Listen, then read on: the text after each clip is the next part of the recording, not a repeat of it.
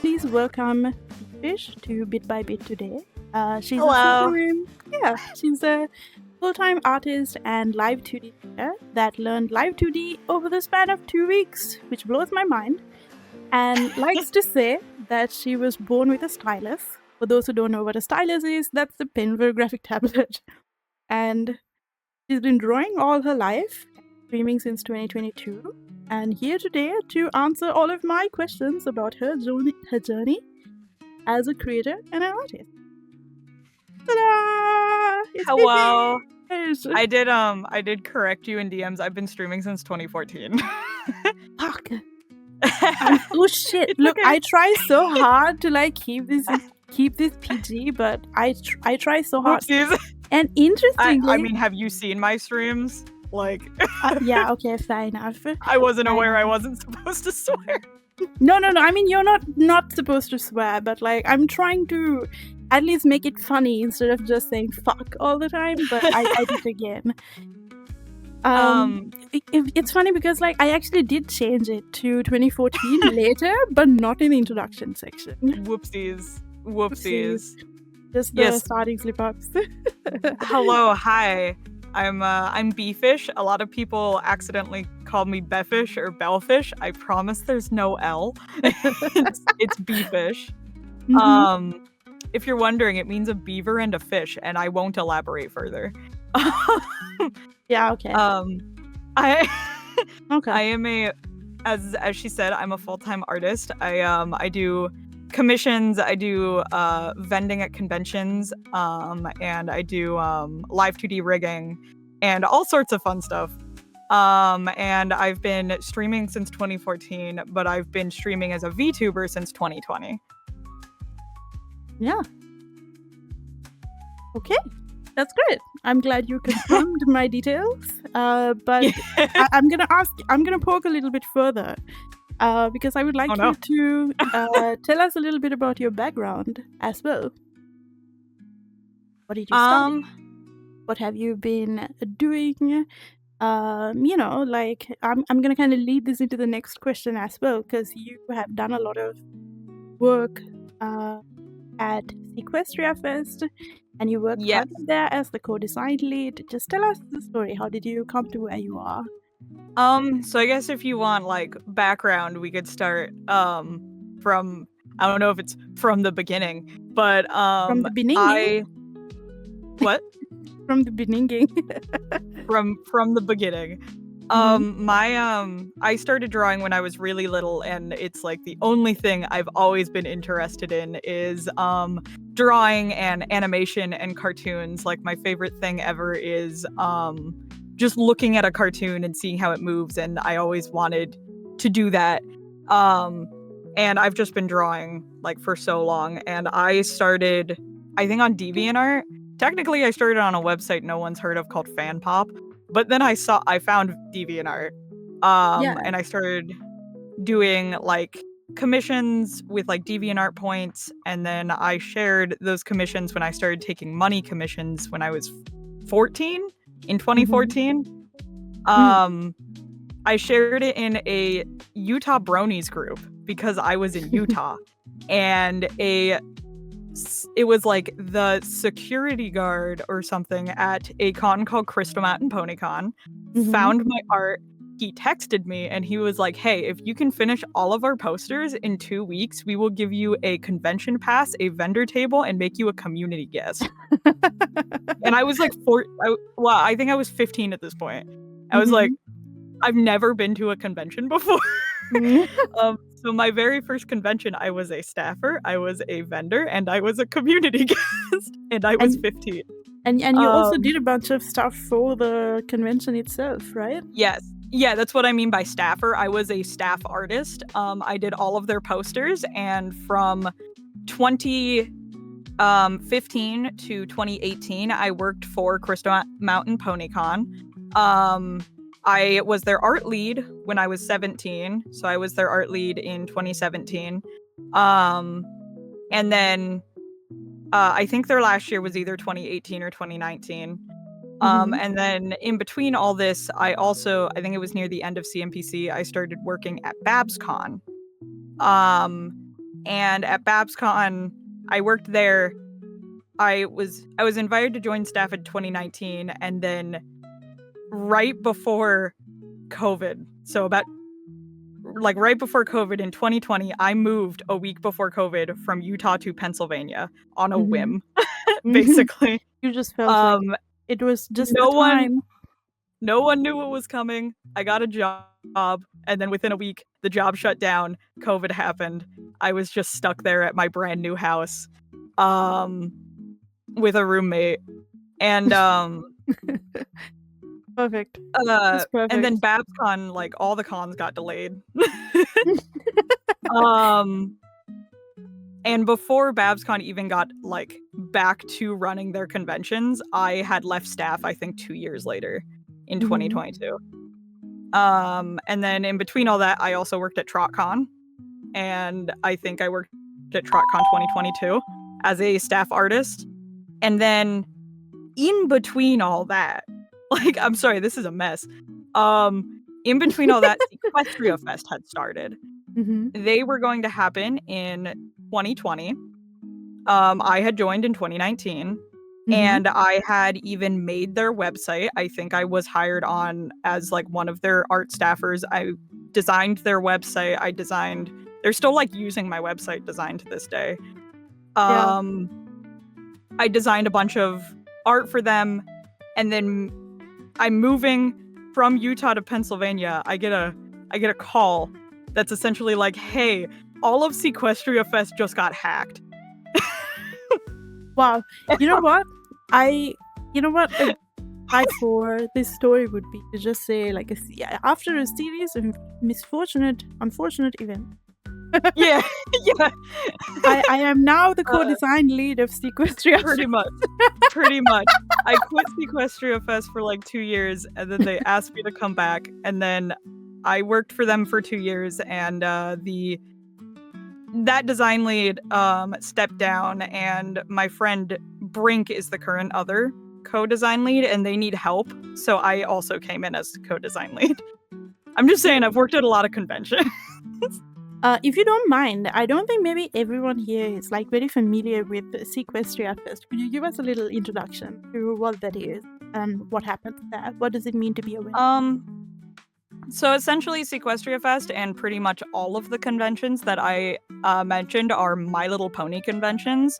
If you know the series My Little Pony and you know of Gen 4, you may know that it grew a very big audience online, and it created a lot of conventions. BronyCon is the one that most people know. It had like a cap of like, I think its highest was like 10,000 attendees.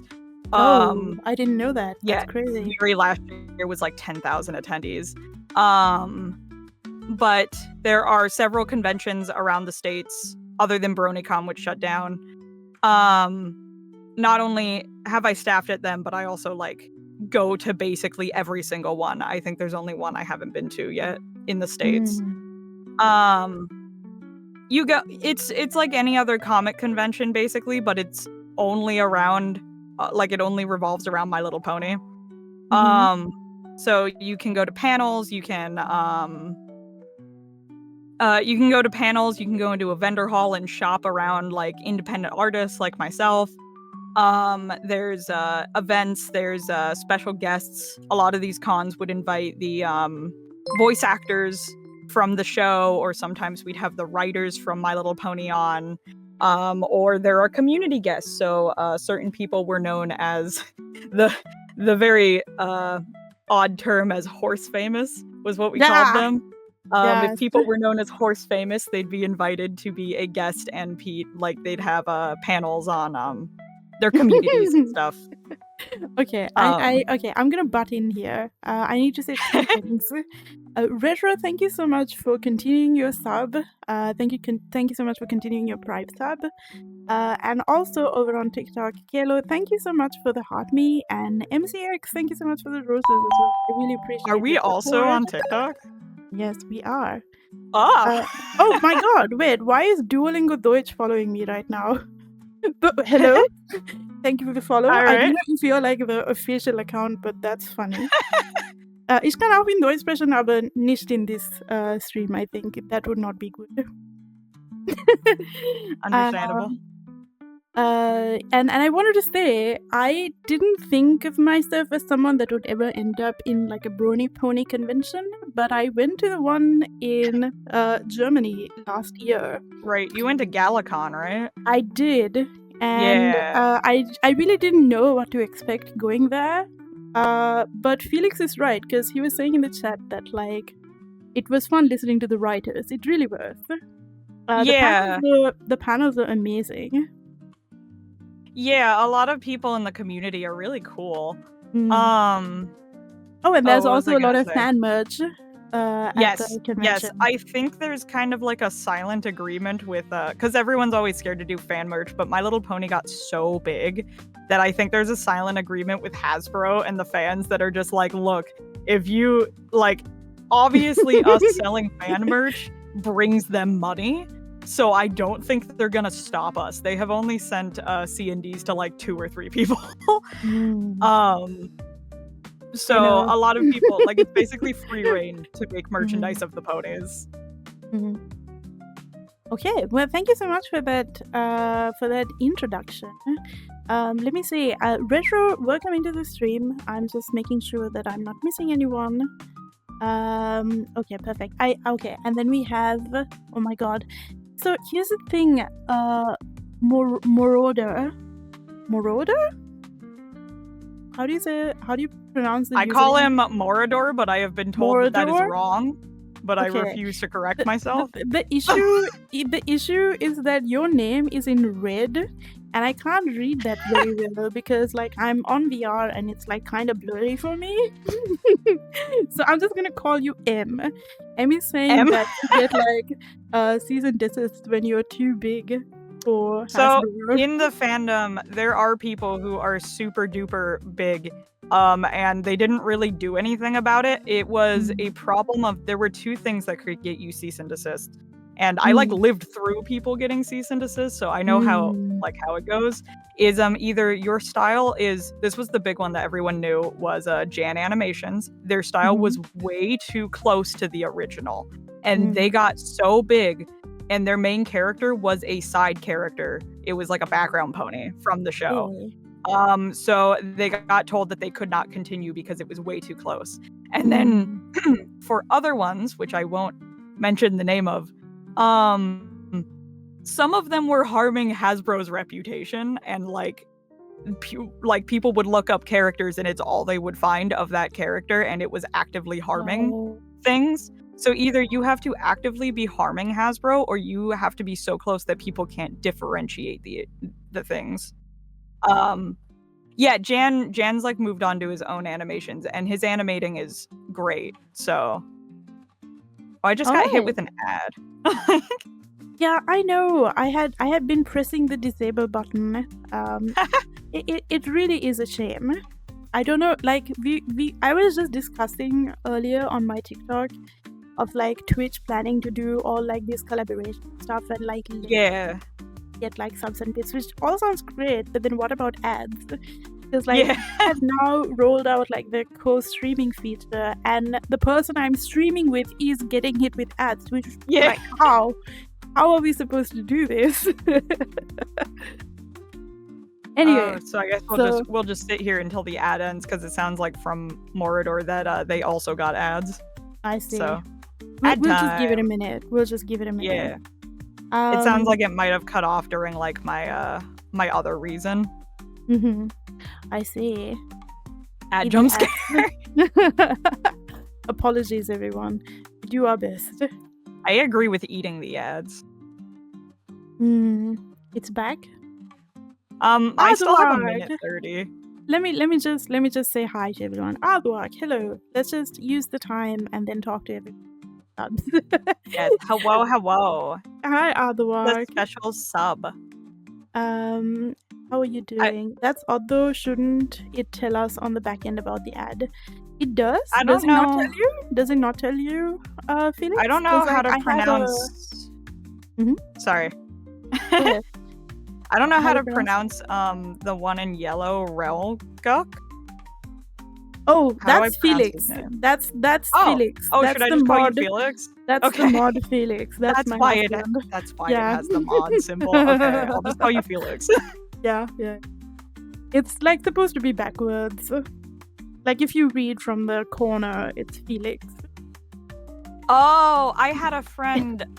He was also one of the like big artists in the community. His name was Citra.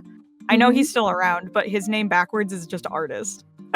And no one realized it for the longest time. He was like really big in the pony community. Yeah. I don't like it really does not come naturally to me to like, oh wait, hold on, this letter arrangement would make better sense if I read it from the back. No. Read it is more dark. Oh my god. Only OG Befish fans remember the Picardo streams with Citra. We have Okay, 2 seconds left. I think on my we're end good. we're back, so I'm assuming we're back. Ad break is over. And I'd like to open with the next question. You've always been drawing. So at what point did it become an employment? Was it since 2014 after getting the convention stuff? So it's pretty easy to just kind of tell people that I have been like a full-time artist since I started taking payment for it, because like most everything else has been a side job compared to it. Like getting like normal, like working at a movie theater, whatever. I always made more money doing commissions.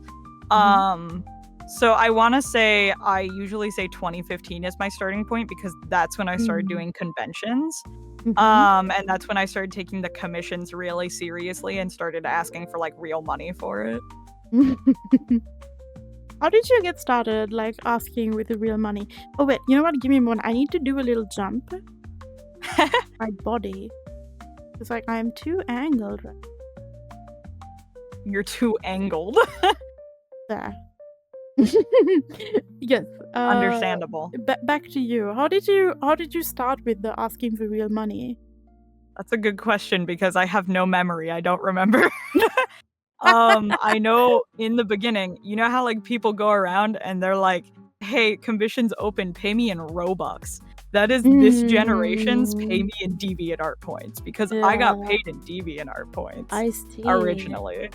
DeviantArt points are kind of like, it's like Twitch bits. You know how bits are worth like a penny? DeviantArt points are worth a penny. But then people would offer because no one understands how it works, people would offer them for like 50 points. And then people would see like the 1,000 points and be like, what? That's a ripoff, when really that means like $10. But yeah, eventually someone introduced me to PayPal, and I was like, oh, I can just take my own money. And I already had a bank account linked to my parents, so I could just kind of link them up. And this was before PayPal really moderated the ages of their users. Oh shit. Oh yeah, this is a long time ago, yeah. Yeah, PayPal, I want to say after I turned 18, they started requiring you to send in your ID so that they knew you were over 18. But before that, it was just the Wild West. Like, they told you to be over 18, but they did not check. Yeah, yeah. Yeah, I think PayPal and like pretty much a lot of other like services that offer like e-commerce have been getting a lot of in a good way moderation by the government.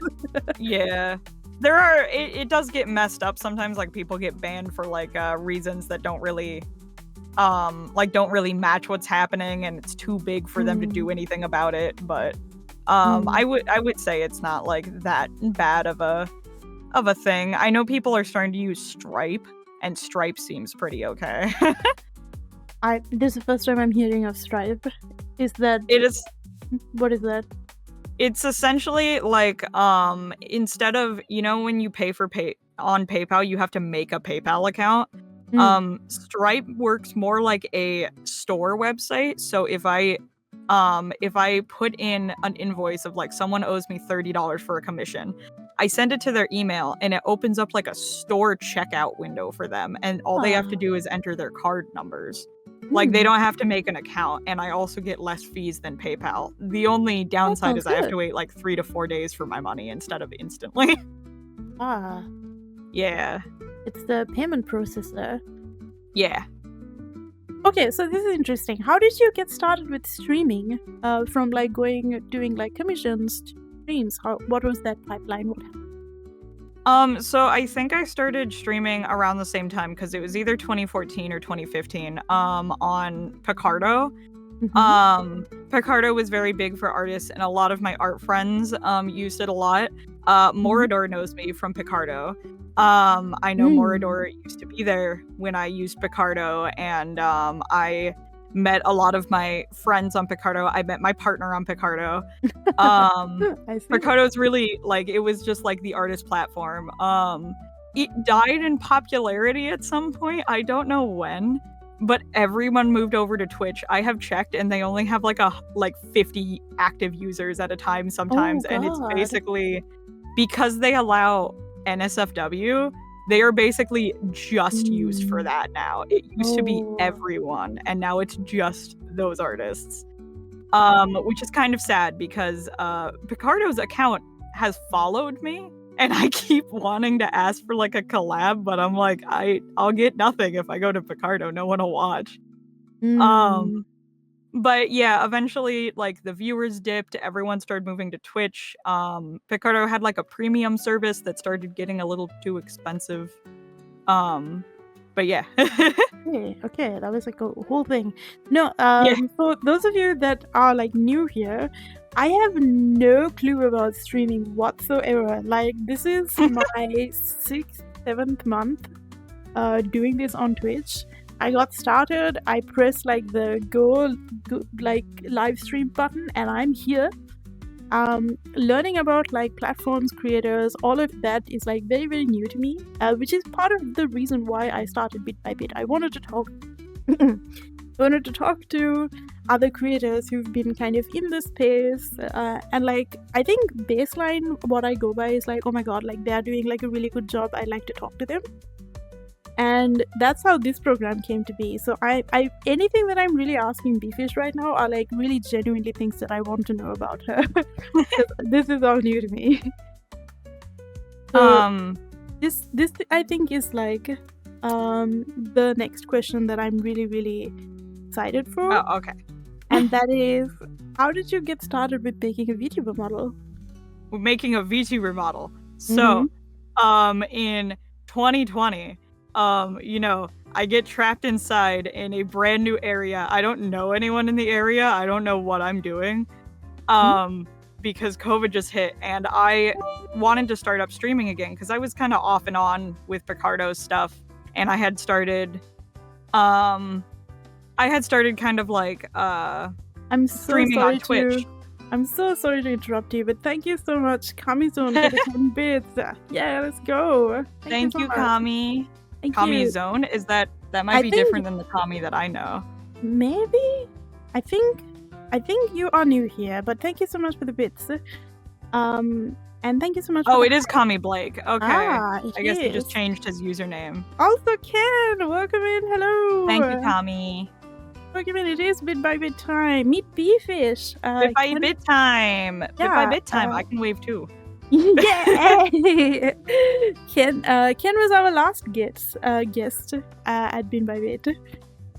Can I talk? Well, okay, you know what? I'll take a minute and I'll have that hydrate, because like I'm like, what am I doing? Thank you, Ken, by the way. That's so sweet. Thank you. I try my best. Wait, no, Befish. Switch some if you can, if you want. Switch some, because she has so many models. And she makes you want them me all to by switch them? herself. It'll pull up the settings if if I do that, though. I think that's okay. We'll get a little bit of the behind the scenes. Okay. Guys. Do you want me to It's switch that to like kind of one stream. of mine? Yeah, one of yours. Okay, because I have like all the commissioned ones in here too. She makes all of the models herself, and they're absolutely amazing. This is my other outfit. This is her other outfit. Yeah. It had a few updates since I last used it, because she has a star on her thing. She also changes outfits too. Yay, dude! Check this out! What? I have some old ones. Like I have the goth one that that Sajini was like obsessed with. Yes. Oh god. I really am obsessed with the goth one because this is just so good. Are you joking? I'm working on a new one. It's so good. I love the detailing in it. Like just the physics. One thing about a lot of like the video models you make, Befish, that I really like personally is the physics. Feels so natural. Physics are my favorite part. It doesn't. I find. Model? Hold on, I'm gonna go on a tangent. Oh! This is also so cute. Are you joking? This is my Christmas model. Oh god. I'll show off one more. Hold on, I got one more. This is so good. I got one more. Where is she? This is. I'll just do the rest of the. Yeah, she's mothering. Oh, I really like this one too, like the ragdoll vibes, like absolute 10 out of 10. This is so good. I need to use her more often. I just made her for like a Christmas cream. I'm sorry you have to look at all my settings. That's fine. You can probably see everyone I did like commissions for in here. Blushy! Yeah. My blushy. Wait, there's a dragon? Emmy's saying there's a dragon. There's a dragon? Oh. Who's saying there's a dragon? Emmy's saying there's a dragon. I can't say his username because it's in red and I can't read it. Oh, Morador. Yes. Right. Morador knows that my dragon OC exists. Apparently, there's a dragon. I do not know. This is there is. I have not used her in a while because I am redesigning the OC. But so this is my dragon Mr. Meow. Whenever it loads. This is my dragon Sona. She has a snuggle emote. I don't remember how to set them off. She has a snuggle emote. So cute. Where is it? God. Oh, this is her cheesesteak emote. She has a cheesesteak. Wait, make it bigger. There we go. Cheesesteak. Are you joking? And then she has this one. This is crazy. That's her snuggle emote. Okay. This was like my favoriteest thing I ever made. I'm gonna just pass out now, okay? Just cuteness overload. You know, cuteness aggression, that's what I'm feeling right now. It's just Exactly. Yes. I have a pony too, but she is very old. This is crazy. Where is she? The pony's pretty old. Oh, there she is. Oh my god. My horse. Yo, are you joking? Horse. This is crazy. You know what this feels like? You know how like whenever Iron Mouse is like streaming, she's always like pulling out a new model every 2 weeks. Yeah. And this is giving the same vibe. She's like, oh yeah, new model. Here we go. Yeah, I made it myself. I can't remember like where I was like position. I think I was like here. So good. I think we're good. Yeah. Okay. Sorry, everyone had to look at my settings. Oh no, no, please. That was like, that's the point. Also, I don't know if you guys have noticed, but I like basically took Befish's like taskbar and I popped it on top of us. Like we're both in her desktop right now. Yes. But we're gonna get into the lore of it. Like, why are we here today? We'll be getting into the lore of it. Yes. Yeah, behind the scenes stuff. The little desktop. Yes. I can stand on the hill. I'll be on the hill over here. No, don't go. Don't go. Okay. Yes, we were talking about many cute models and unique styles very much. I was just asking you about how you got started with it. And and we got distracted because I had to stop you a little. I get very distracted very easily. No one's prepared for my streams. If you come on my streams, it's all just distractions all the time. Oh, also, Ken, I'm so glad you noticed like the time because I was thinking how cool that is too. So, Befish, you want to explain yourself? What's going on here? I'm very unoriginal, and every time I enter in a number, it's either 420 or 69.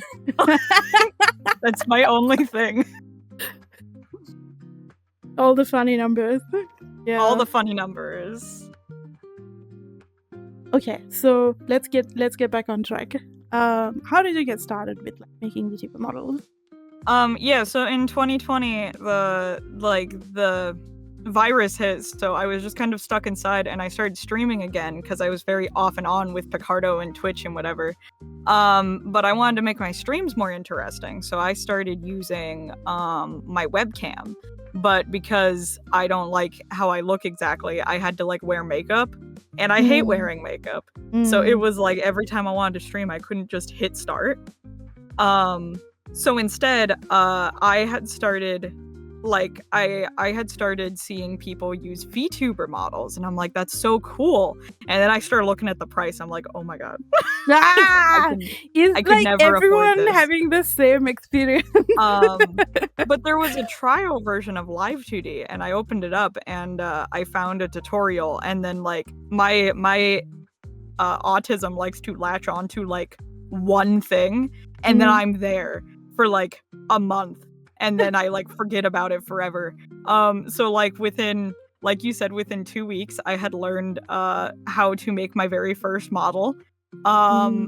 If you want, I can pull it up. I have it. Oh yeah, please show us. Oh my very god, first I have model is not seen this good. before. Like, I Please. promise you, I was not this good after 2 weeks. Okay, let's see. This was my first model. Yeah. Just this.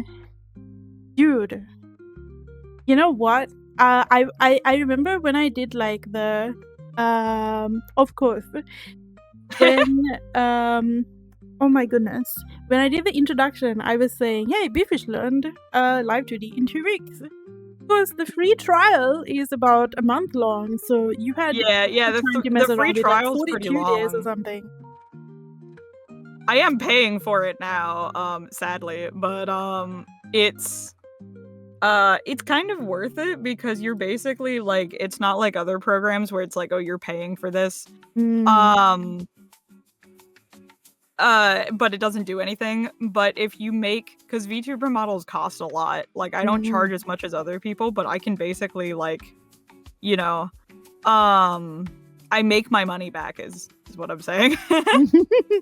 Yeah, and we have Fluffle in the chat saying that I want the thing but poor, so I learned to make the thing. Literally me. I feel like a lot of artists that's that literally I know, us. like all of us in the club, we all fam. Like straight up. Exactly. Oh. And yes, she does have VGen. If you are on VGen, please go drop her a follow. I do have a VGen. I do take commissions there. I have a super duper what's the word? Flex with VGen. I was one of their very first artists. I'm from batch 1. I was one of their very first beta testers. God damn. Yeah, I didn't expect the website to like blow up the way it did, but my thing has a little award that says beta 1. Whoa. That's so cool. Oh, also, maybe Fluffle, or I'm not sure if you have so much going on right now, Befish. Please feel free to post a link to VGen on my chat because you can do that.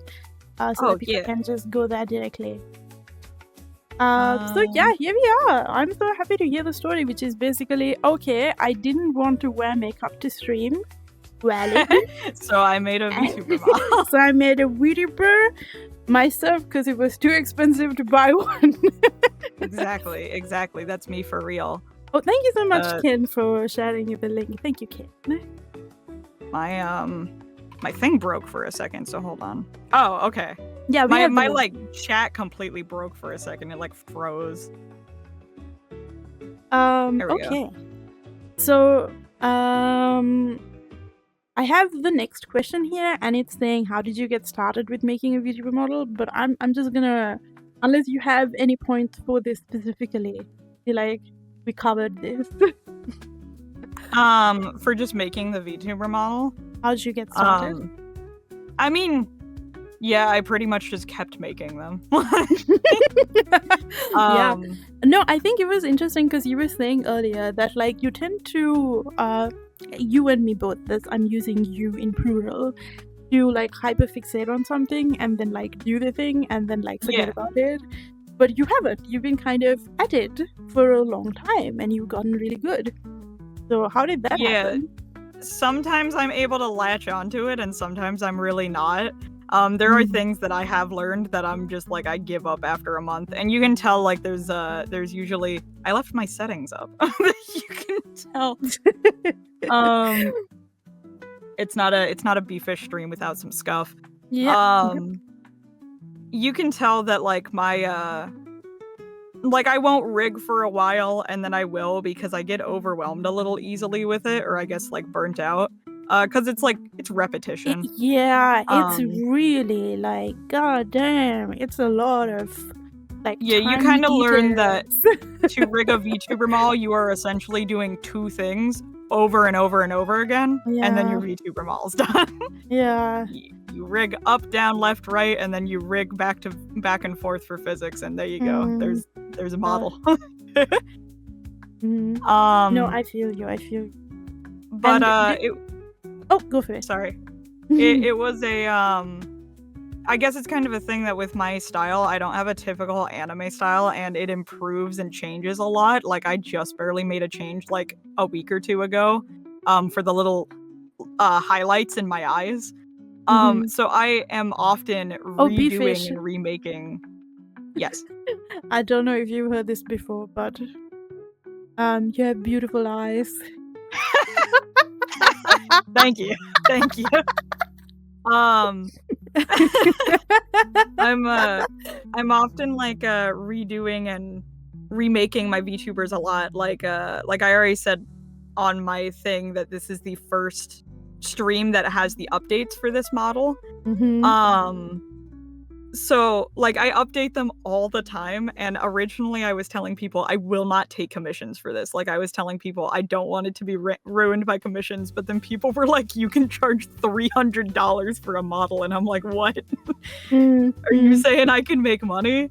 Yeah. And eventually I was like, I think I'm good enough that I should try a commission, and it just kind of went from there. It's so crazy. Like all the commissions that you have posted on your YouTube that I have seen are just so amazing. I was like jaw on the floor, rolling on my knees. Okay, we have Felix in the chat here. Okay, here's a side story. I met Befish on Twitch Creator Clubs because I'm always looking for a guest to get on bit by bit, right? And I always try to connect with other artists that stream. And I saw her on the server, and I was like, okay, let's see what you got. And I saw your YouTube channel, which had videos from like 2 to 3 years ago. And my poor YouTube channel. And I freaking ran to Felix, and I was like, oh my god, I met someone on. I haven't DM'd you at this point. This is before I DM'd you. I'm like, look at this stuff. Do you see how cool this is? Like, she makes him herself, and like, what the hell? And then I was like, it would be so cool if I could have you on the program here. And Felix came over, and then we looked at some of your models, and he was like, hey, I know this guy, and hey, I know this person. And I'm like, you do? Now, I'm new, and I'm like oblivious to everything, and I'm like, damn. And yeah, it was so sweet when I reached out to you. You were like, oh my god, this is just amazing.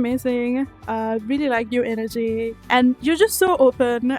Okay, wait, hold on. This is going somewhere else. I leave the thanks later when we get to the end of the session.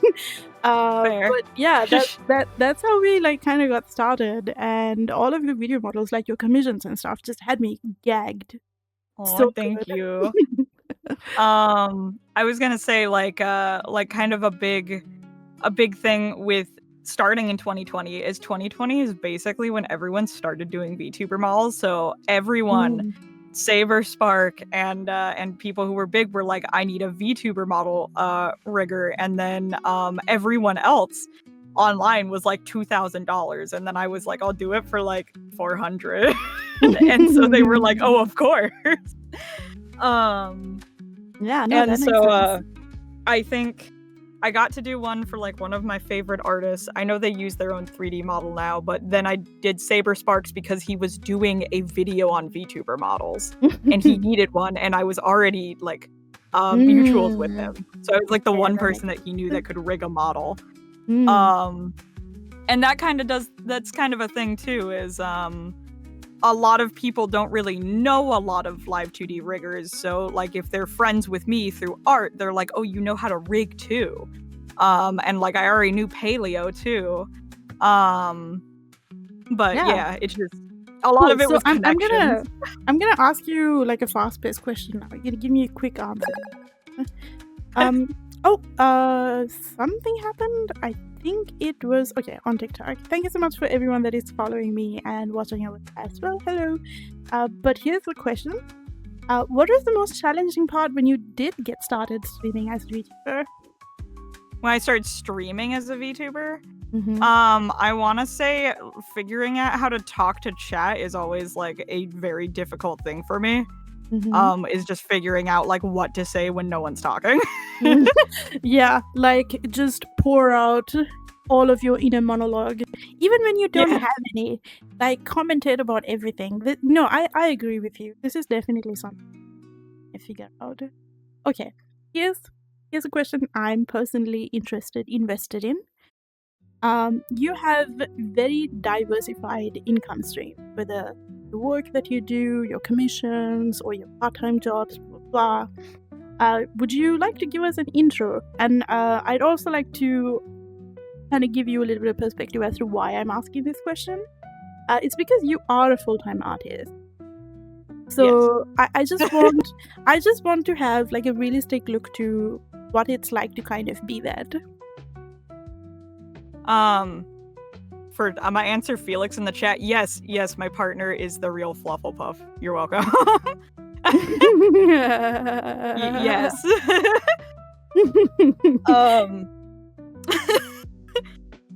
Okay, so not like this. Not like this.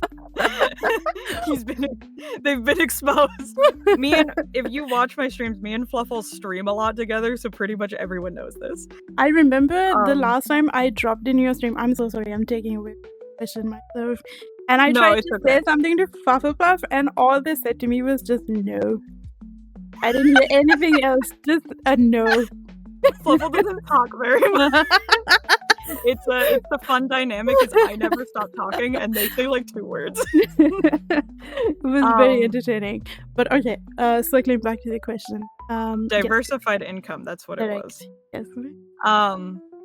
So I obviously, it's very stressful when you have a lot of different incomes. Obviously, I do commissions is my main one. Commissions get me probably most of my income. VTubers is another one where it's like once I get one VTuber, that's like a quarter of my income. Those definitely make money. And then convention vending is my next one. I go to a convention about once a month. I'm trying to go to more, but those conventions probably make up most of my income for the month is when I get to go to one. Along with that, it's not only just me at the table, it is also Fluffle's merchandise. So it's like a combined table. And then there's also Ko-fi, which I'm currently moving over to like my shop website. So I have like memberships and stuff. And then I also run an online store and I have to ship out those orders. And then last of all, I am a food runner at a restaurant nearby. But yeah. And that you do like 2 times a week, I think. I do like once or twice a week. They do not have me working very often. Okay. No, that makes sense. Thank you for sharing that. Okay. So here's another like a quick round question. If you could give your past self one piece of advice when you were just starting out as an artist, what would that be? I would grip them by the shoulders and tell them to learn how to say no to certain commissions. And I would tell them to learn how to take slot commissions so you are not taking forever commissions in a cycle forever. Because that is currently the hell I'm living in. Okay, please do tell me what the difference here is. What is a slot commission? You know when someone opens commissions and they're like, I have 5 slots available? It's that. Instead, I say, my commissions are forever open. You want a commission? Commission me. Forever. And there's just no limit. Yeah, okay. It's kind of a mess. Pat on the back. And the problem, some people can do it because they don't have much of an audience. But you know. Oh, that pat on the back looks so bad on stream now that I saw that with a little bit of delay, because like it just went you over your patted me on face. the back. That's what you Yeah, were doing. it was not a pat on the back at all. It was more like a slap in the face. The problem is more like the problem is like some people have less of an audience and they can do it because the demand isn't very high, but my demand is high because I have like a unique art style. And it's caused like a super weird loop that I can't seem to get out of, and then I can't just stop taking commissions because I have a bill due. Okay, I see. So this is advice you would give but still wouldn't follow. Yes. It's advice I'm That's trying so to get funny into. because like It's advice I'm trying to get into because like my New Year's goal is to get that. Like I want my to-do list to be like max 10 items. I just have to get there. I wish you all the best. Felix and I have a joke where like whenever we say like, hey, this is how to do something, we are always also telling each other, do as we say, not as we do. Yeah, exactly. It was a joke in the My Little Pony fandom is that there were certain there were like YouTubers, I don't remember which ones, but they would make videos of like how to make good pony OCs, and all of the advice they would give were completely different than what their OC looked like. So they were like, don't follow what I'm doing. No, but I do think like kind of working with like this process of elimination also does work. Like, here's a thing I don't want to do, so let's do something else. It does work. Yeah. Okay, so to someone who is watching the stream, I see a lot of like comments here saying like, I keep saying comments. This is how you know that I'm like fucking millennial. Even though I'm not. I'm born 1996. I'm technically Gen Z. But I never say chat. I always say comments, which is dumb as hell. And one day I will stop doing that. Laughs in low demand. Art style is colorful. It attracts colorful people. Sometimes I have to stop myself from asking more. I cannot stop asking if I have an idea. So, valid. I've had to stop Blade from asking. To kind of wrap up the introduction section, to someone who is watching the stream or the VOD later on YouTube who wants to be a VTuber, what's one thing they should keep in mind always? Like to just be a VTuber or to be an artist? You know what? I think in your case, I would like to hear about an artist. Keeping in mind for an artist, I would say a lot of people focus on commissions as like, this is what I have to do, and it ruins a lot of people in the process where they're like, I'm not getting commissions. Why won't people like commission me? But then you look at their art and it's clear that they're kind of drawing the art to get the commissions. And if you want to draw art, you should not be doing it to make money. I got into this not to make money. I just happened to make money in the process.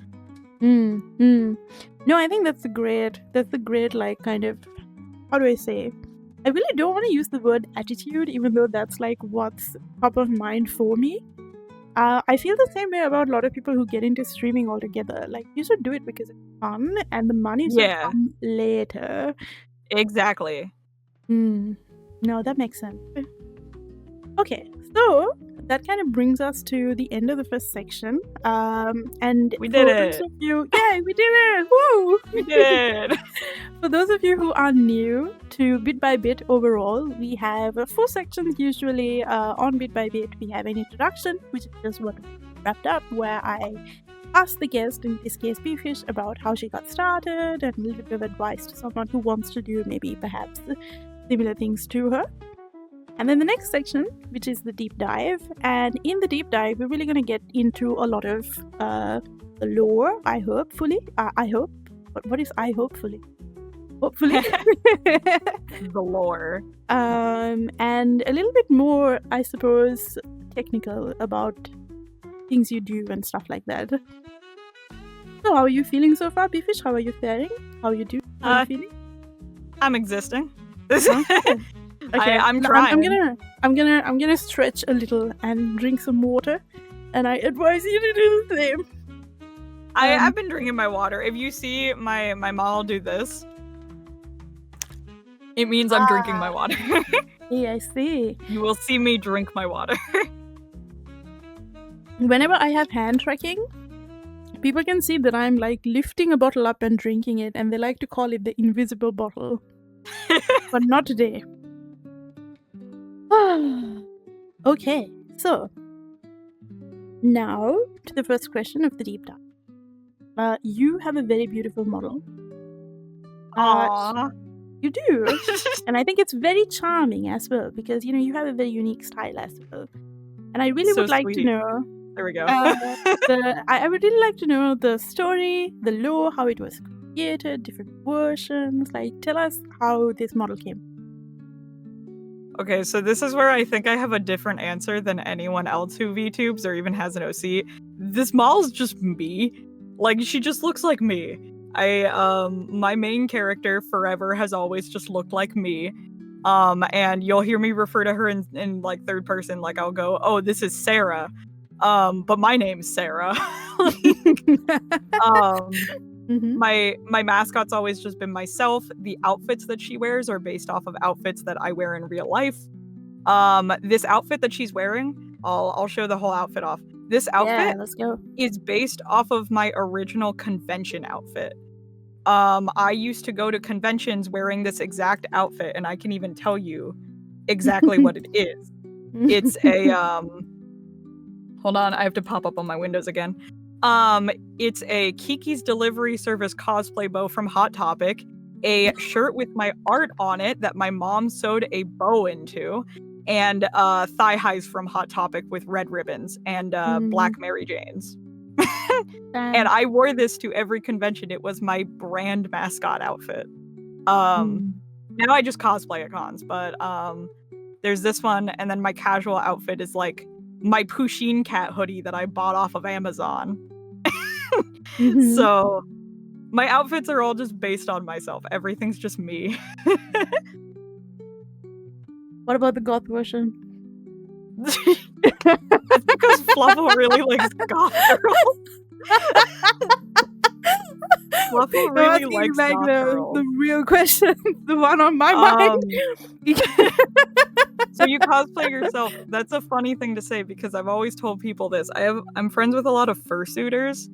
I have always wanted a fursuit, but more in the realm of a Disney mascot suit, where it is made to just look like my VTuber, but it'd be confusing because I pull off the head and it's just the same person underneath. like a real person. Yeah. Well, I feel you. Yeah. I feel you. Okay. So wait, is there more that you would like to say on this? I mean, based on the visual aspects, that's how she was designed. She's just me. Wait, do you also have beautiful green eyes? I do. I have hazel eyes. Aww. They're not as bright. Felix also has like green eyes. They're very pretty. Anyway, hold on. you there is lore now. I think when I did speak to you, there used to not be lore. Yes, there used to not be lore. There is lore now. And here's my question to you. Sajani has blue and yellow eyes. Well, yeah, I do. I mean, I don't. I really don't. This model looks nothing like me. But here's my question to you. There is definitely a very obvious desktop made angle, and you can see this here on stream too. And I think when we started, I told you we'll get into why it is that we are here with like a Windows looking background. We have the taskbar here, the icons. That's why. There's a very clear desktop made angle to a lot of your channel. And your channel points, bits, even your Discord server, all of this kind of is very cohesively communicating the desktop made angle. And I really would like a little bit of an explanation as to what is going on here. So I kind of put together, like, I called it my literal, like, VTuber midlife crisis a little while ago when I put it all together. But I want to say back in 2021 or something, I was in a VTuber group, and one of the guys in the group was like, I think I was saying, like, I don't need lore. I don't like the idea of having lore. There was no reason for me to have it because I'm not really a writer or anything. Like there was no reason for it, and then the guy was like, oh, you'll have lore one day, you just gotta wait until you're ready. And I'm like, why would I? It's like the whole like you'll be ready to have kids or something when you're actively saying that you don't want to. It was really you can't weird. see this, but like I'm doing bombastic side eye. It was very like, even my friends were like, yeah, that's really weird. So I made lore out of spite.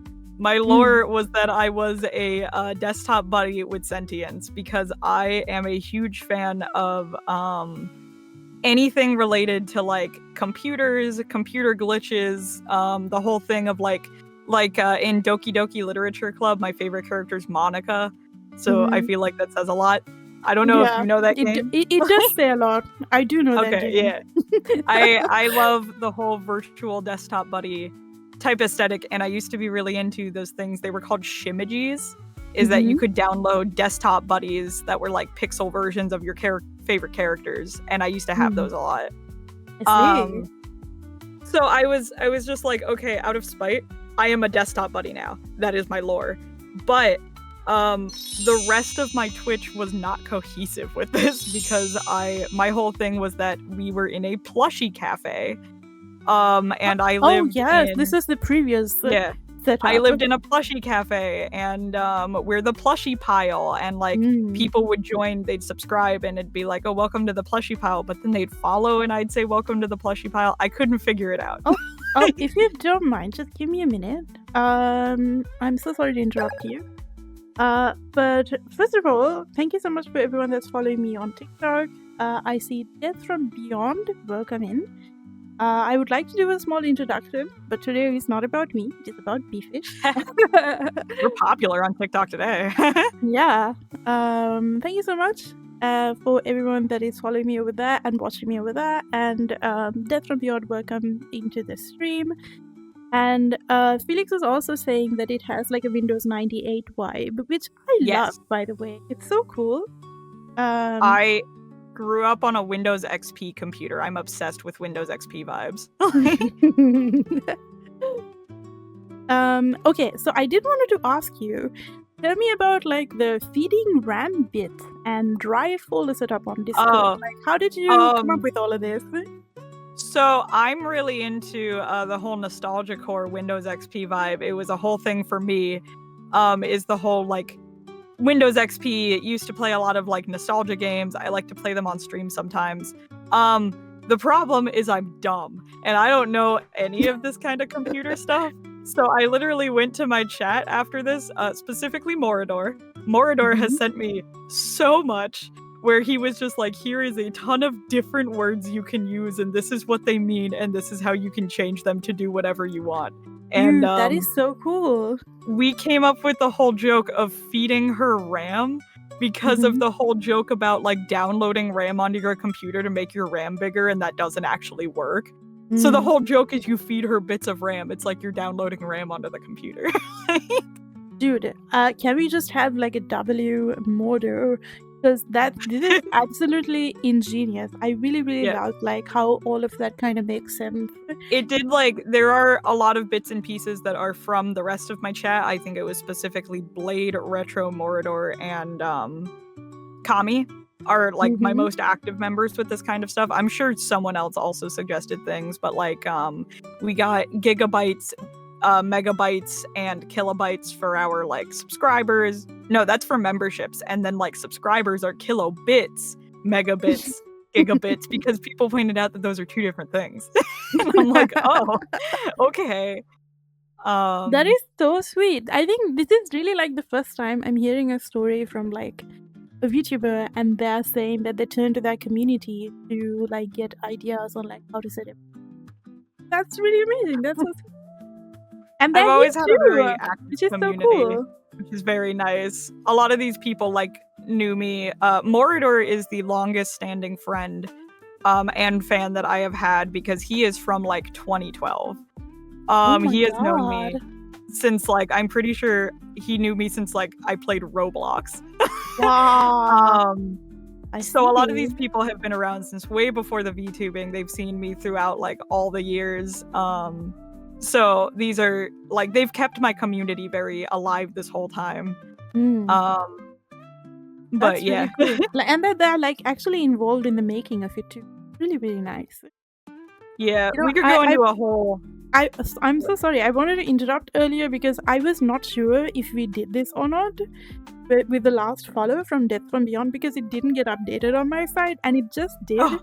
So we are now at 350 followers. Oh hell yeah! Yeah, let's go! Thank you. Let's go! And just a few days ago, I made a road to 1K followers on Twitch, and it's available on my Discord.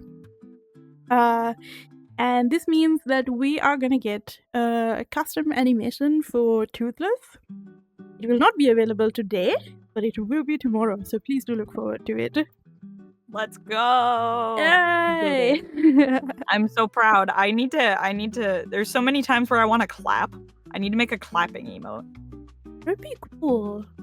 It'd be so much fun. Thank you for the bitty Blade.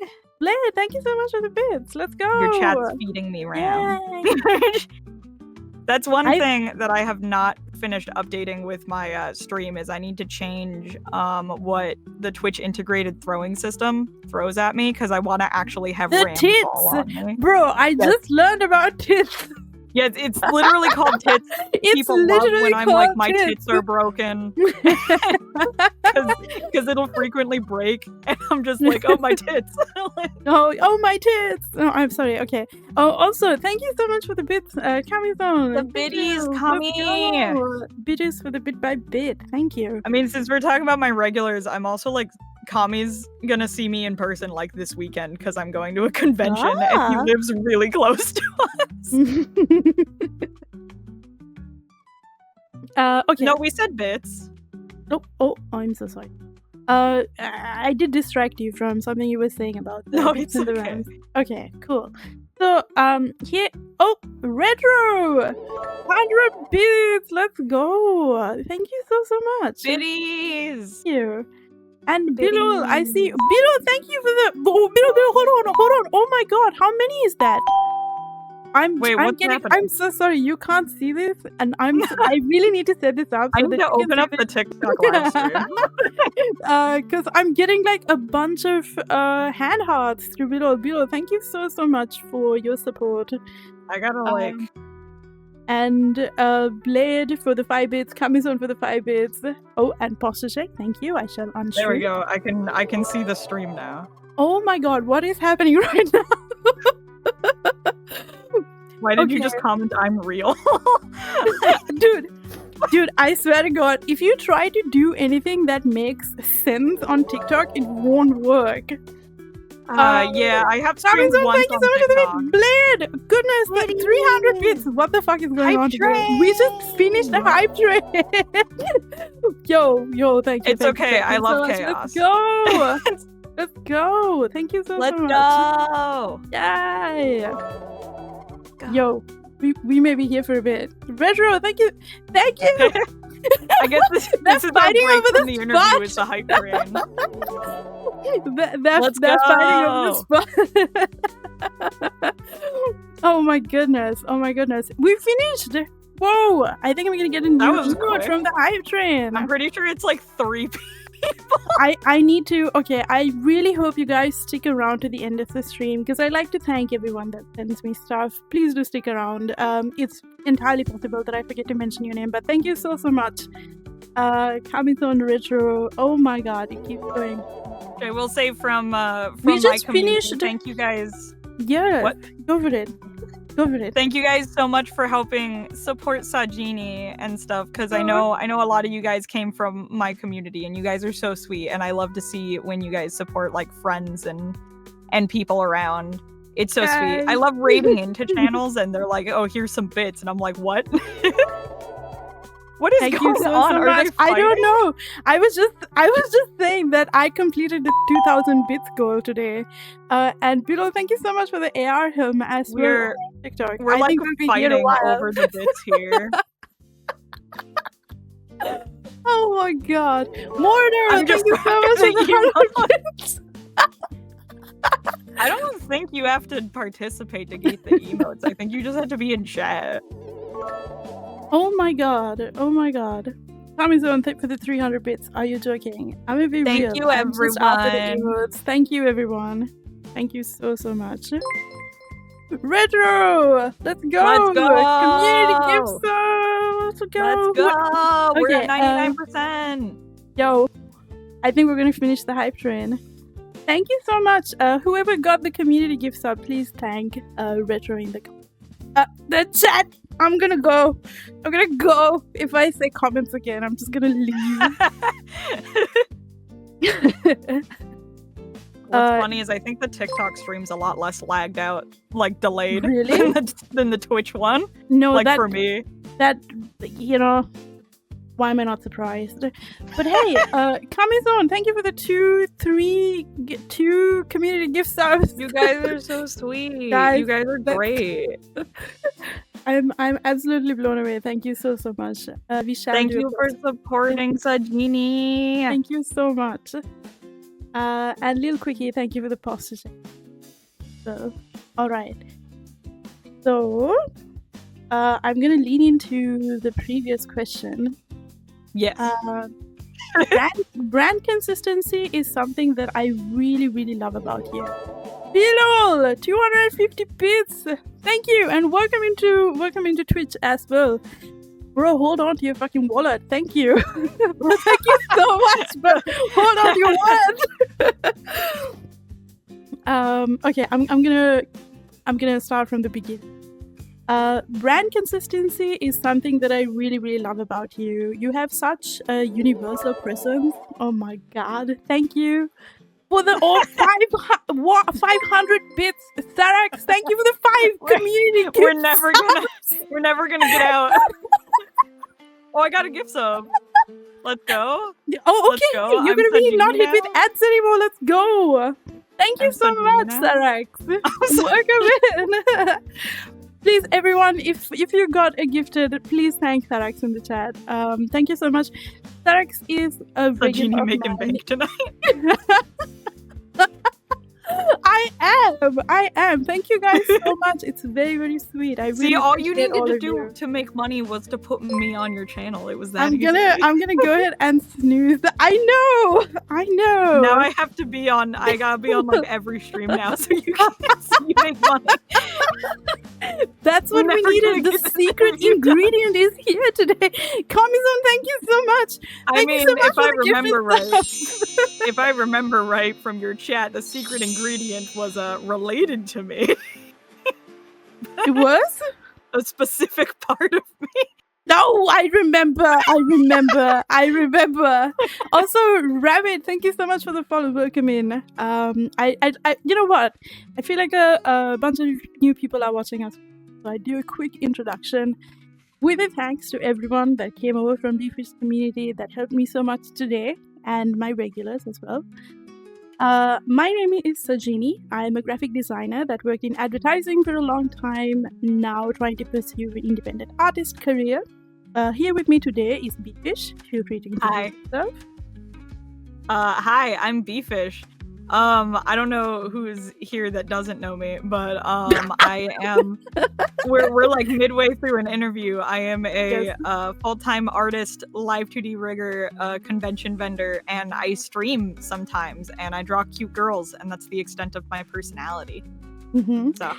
And Bit by Bit is a Q&A session where I invite talented VTubers and only VTubers to talk about their journey as a VTuber, and I was very excited to have Befish here with me today because she's an amazing artist and live 2D rigger. The model you see here is one that she drew herself, based on herself, that she rigged herself. For which she has so many outfit changes, which is really amazing. So I'm really. I do have outfit changes. I have this one. And I have this one. Oh, the Mountain Dew one. And it says... This one's new. It says overstimulated. Overstimulated. Yo. I can also change my hair. You know, you should just casually change your Abby, like, every few minutes. Like, I do it in my stream. I have you just casually change. You'll notice in my streams that it's not very often that I have brown hair. I'm normally like this because people change it in the channel routine. Oh, I I was see. I was almost see. debating on just putting this on during the game. Yeah. Okay, we We'll have be a overstimulated. we have a really funny chat over on TikTok that's saying this feels across the Spider-Verse, and I agree. It does. Hold on. You know what? I You're think right. I should lean into it. I should also just swap through outfits. Why the fuck not? Here we go. I'll be Here's Ned Tara. overstimulated. Why the hell not? Oh, did I change? I didn't change. Hold on. Hey there, gamer girls. Let's go. Oh, let's go. Hey. Let's go, Big Gamer. Hi, Big Gamer. Welcome in, everyone. Oh my god. Why not? I We should definitely lean into the across the Spider-Verse vibe. I'm surprised no one has asked for me to make a maid dress yet. No one's asked for a maid dress yet. Yeah, I just why keep not, getting asked to be guys? goth. Do you not want to see this beautiful glory in a maid outfit? Why have you Yeah, not? why won't anyone put me in a maid outfit? Why not? Why? You're missing out. Like everyone always just asks me to be goth, and that's about it. I don't have the old model, but my old model had a McDonald's version, and I really miss it. I need to finish the new one. Dude, I'm looking forward to it. Okay, hold on. I really need to ask you the next question. We need to look away and we need to get back on the program. So here we go. Brand consistency is something that I really, really love about you. You have such a universal presence across so many platforms. You're on like many like social media platforms. How do you take things to the drawing board? Like, what's your idea generation? It's kind of a funny question because I'm actually like just really uncreative, and once I get like one brand down, I'm like, this is my brand forever, so I never have to think again. So when I got the whole Windows XP thing going, that was so easy. Our videos were recorded with that star background. That star background was because one day I watched a tutorial of how to use like the randomized brush options in Photoshop and make my own brush. And I thought, wow, that looks pretty. And it was my background for like 4 years because it was made on accident. And I finally have a new one to use because of the whole Windows XP thing. I finally have a brand to use. You know, I think this is so funny. I'm going to go ahead and hit snooze on the ad that's incoming. Because you were saying that... Oh, hold on. I have to open my hype chest right now. Let's see what we got. Behold emote choo-choo. Thank you so much, everyone. So basically your answer to my question is, how do you take it back to the drawing board? Is that I take it once and then I use it forever? Yes, I take it once, I use it forever, never have to think again. You know, which does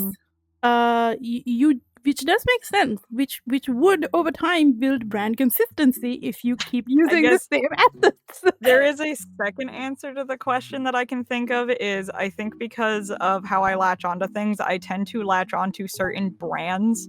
And you can tell that a lot of my things are just parodies, like the shirt I'm wearing. I'm really into Mountain Dew. I used to wear a whole monster-themed outfit. I'm really into...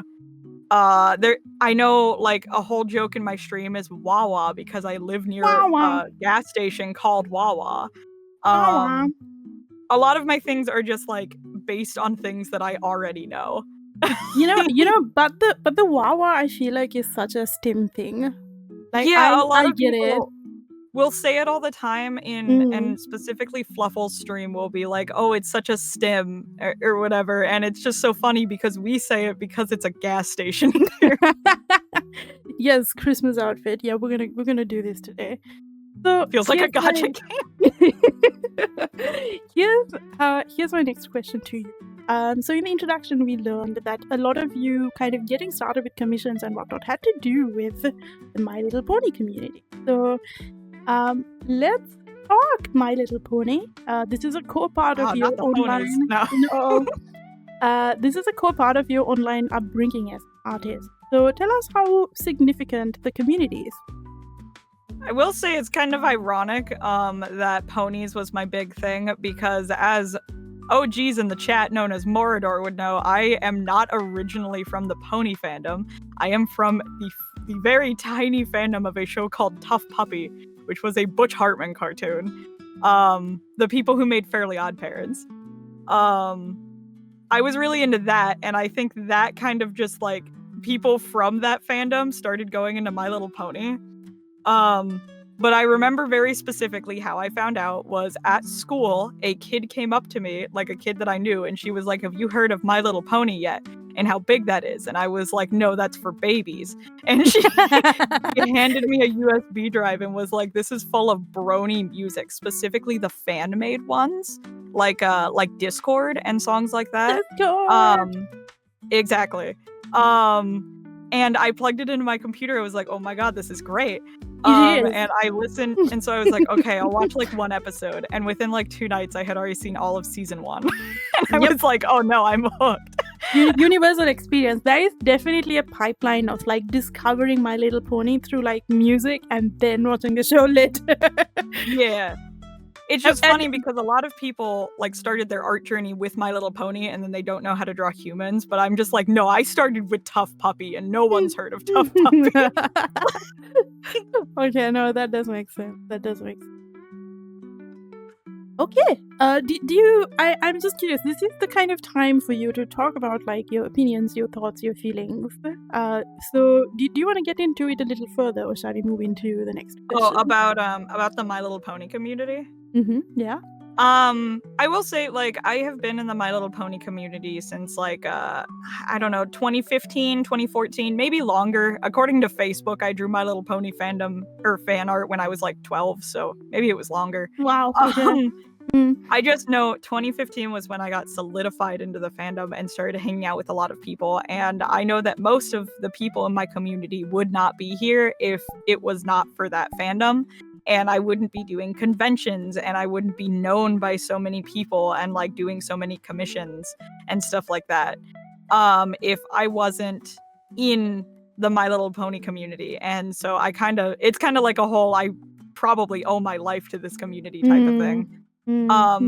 There's a side of the fandom that I avoid, but there is a side of the fandom that I really like, and that is the vendor community. The community of just the people who vend are absolutely wonderful, and they are like, I have made so many like lifelong friends there, who I've known for years.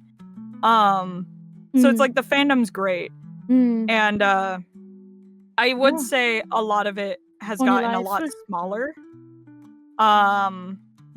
Like a lot of the pony fandom has gotten a lot smaller at this point because there's just not many of us left. A lot of people went to the furry community. I would say I don't even identify as a brony anymore. It's just that so a lot of my fan base... I'm so sorry. Okay, this is a noob question. Isn't bronies just dudes? Do girls are girls also bronies? Or like do we People used to use the word Pegasister for girls, and I hate that word, so I just use brony for everyone. Everyone just calls it the brony community. It's a unisex term. But people used to gender, and it was like Pegasisters. I'm like, that sounds so stupid. Okay, no, okay. Also, Philip and Camille, thank you. But I'm trying to remember. You know, I got lost in my thoughts. It's cool. Because I'm about to ask you something that is like a little, you know, a little different to what we've been talking about so far. Yeah. You are very pro beginner. And when I say this, you're very pro beginner to artists and people who want to do live 2D stuff like that. And I remember when we had initially a conversation, you were saying that like the community tends to be a little gatekeepy towards people who only want to draw and not to do the rigging. And you don't like that, and you try to encourage draw more. And I would like to know a little bit more about why this is and what you think about beginners. Yeah, that's kind of I guess this was my experience, because I don't know if it's exactly like this anymore because it's not like I'm a beginner anymore, but when I got into live 2D rigging, I realized like I got into the live 2D Discord, and everyone's very open to help you and tell you exactly what's wrong with your model and help you figure it out. But no one's really there to help you when you're drawing a model. And something that you'll notice is like if most people who pay to get their models rigged, those models are very professionally done. So it's like, well, who's doing the rigging for people who are like not exactly professional artists, but they still want to try. Like, I don't like the fact that you're only allowed to try if, obviously no one's saying this, but it feels like you're only allowed to try if you are good, like a good artist and really good at it. But if you know how to cut up the model correctly, then there's not really a, there shouldn't really be a, what's the word? I can't even think of the word, like a wall to stop you. And it's not only that, it's like artists that I know that are very good, they don't really know how to layer things, but then you go on to someone's like commission information. It's like, I can't work with you if these things aren't correct. Yeah. So it's like, no, I have the time. You can commission me and I will sit there and explain to you exactly how to do this so you can do it right next time. Someone should be there to teach you. Because with all aspects in life, I just feel like no one seems to realize. Everyone's like, oh, this is common sense and you should know this. And it's like, well, no one's gonna know unless you tell them how to do it. And not every YouTube tutorial is gonna know how to do it. So...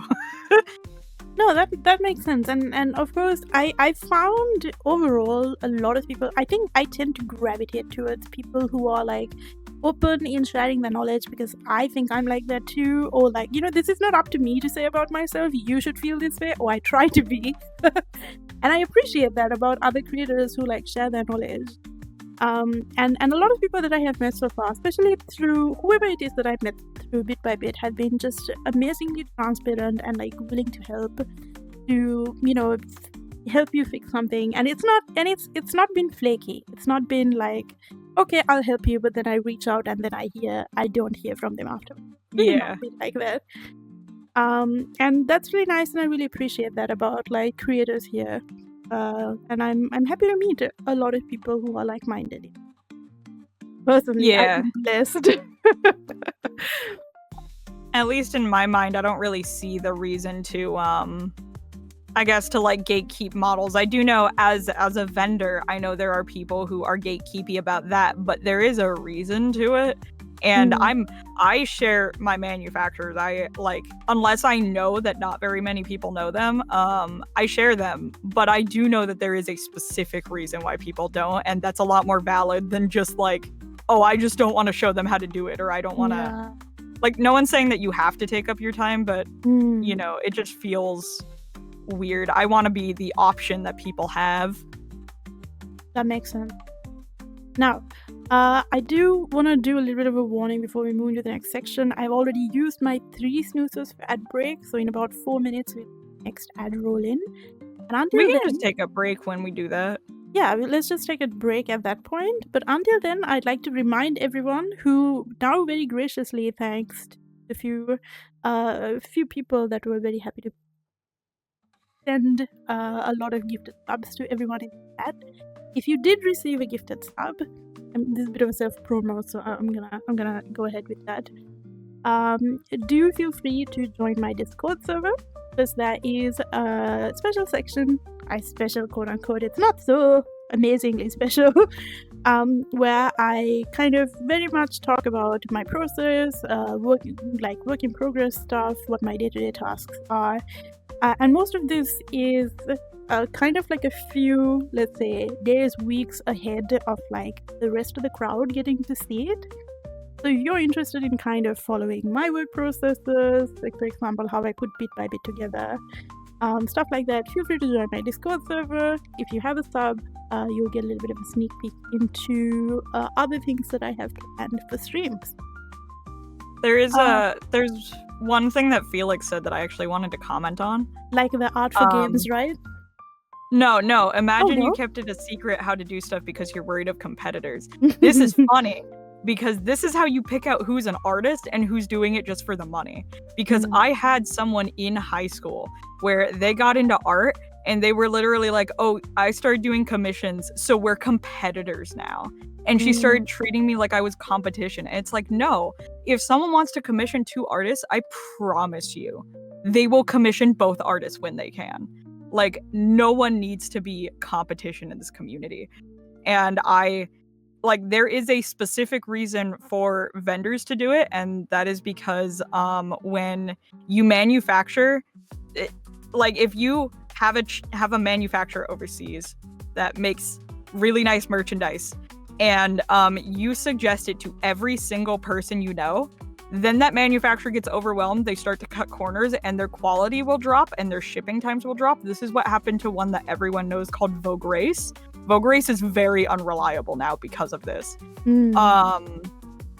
That is the only time where I think it's like actually like it's valid if you don't want to share.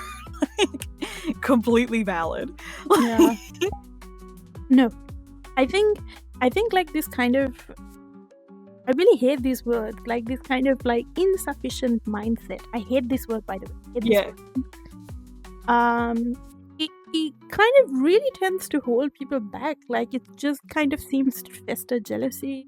It just seems so terrible. Because, like, in my limited experience as a streamer, I have met quite a few people that feel really very threatened by other creators of their side who tend to do something similar or tend to do something at the same time as them. Then you're like, quote unquote, stealing viewers. Like, this kind of terminology is just so bad for yourself. Like, why would you think of this from this perspective? It just doesn't work that way. Like what you said with artists, I've had just not how it works. I've had like entire friendships ruined. I had one person who on like it was like I would post a commission. I didn't even realize this till my mom pointed it out, and this is the thing of like they're doing it but like against you and you don't even notice. Is I would post chibi commissions and then they would post chibi commissions and then I would post icon commissions and they do the same thing. And they would come in my DMs and be like, why isn't anyone commissioning me? Meanwhile, while they're trying so hard to copy me, I'm just improving my art and people like my art because it's unique. Their art didn't look like mine, but they were just copying my exact selling style. And then they're like, why isn't it working? It's like, that's not how art works. It's not just a product. Like, yeah. You're right. Okay, we're gonna get hit with ads soon, so I'm just gonna go ahead and change my outfit. You can do that too. I could do my casual outfit once the ad starts. And thank you for the hydrate, Philip. People can feel the passion craft. Yeah. And like also like with streamers, I think like there's no point feeling like you're in competition with other streamers, because like whoever is watching you because of like what you deliver as a person and like your energy. They want to be have you in the background, and that's no point feeling threatened by someone else because you can't imitate that. It's kind of funny when these people who are like when these people are obsessed with like making the money and making it more of like a product to be bought and stuff, but then they complain about like the big corporations. It's like, no, you're working off of the exact same mindset that they are. Like, yeah. Okay, we are currently in the thick of an ad right now. In the thick of the ad.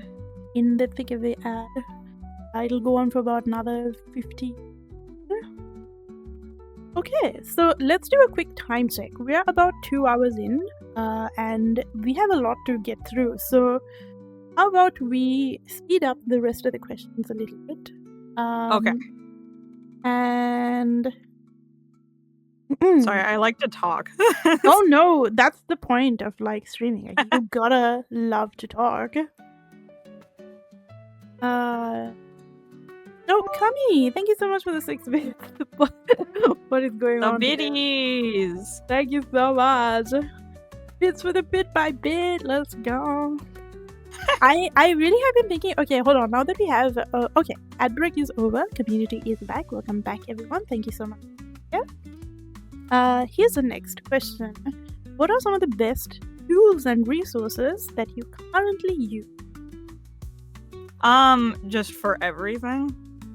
I think since the previous question was about being beginner to VTubing, how about we keep for VTubing?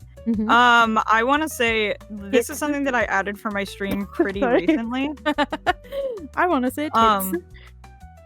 This is something that I added to my stream pretty recently, is that if you go to my Twitch credits page, where everyone like credits their artists, I have an individual section that lists out every VTuber program that I use, because a lot of those VTuber programs are independently run, and it's like, I'm not like just shouting out Adobe or something.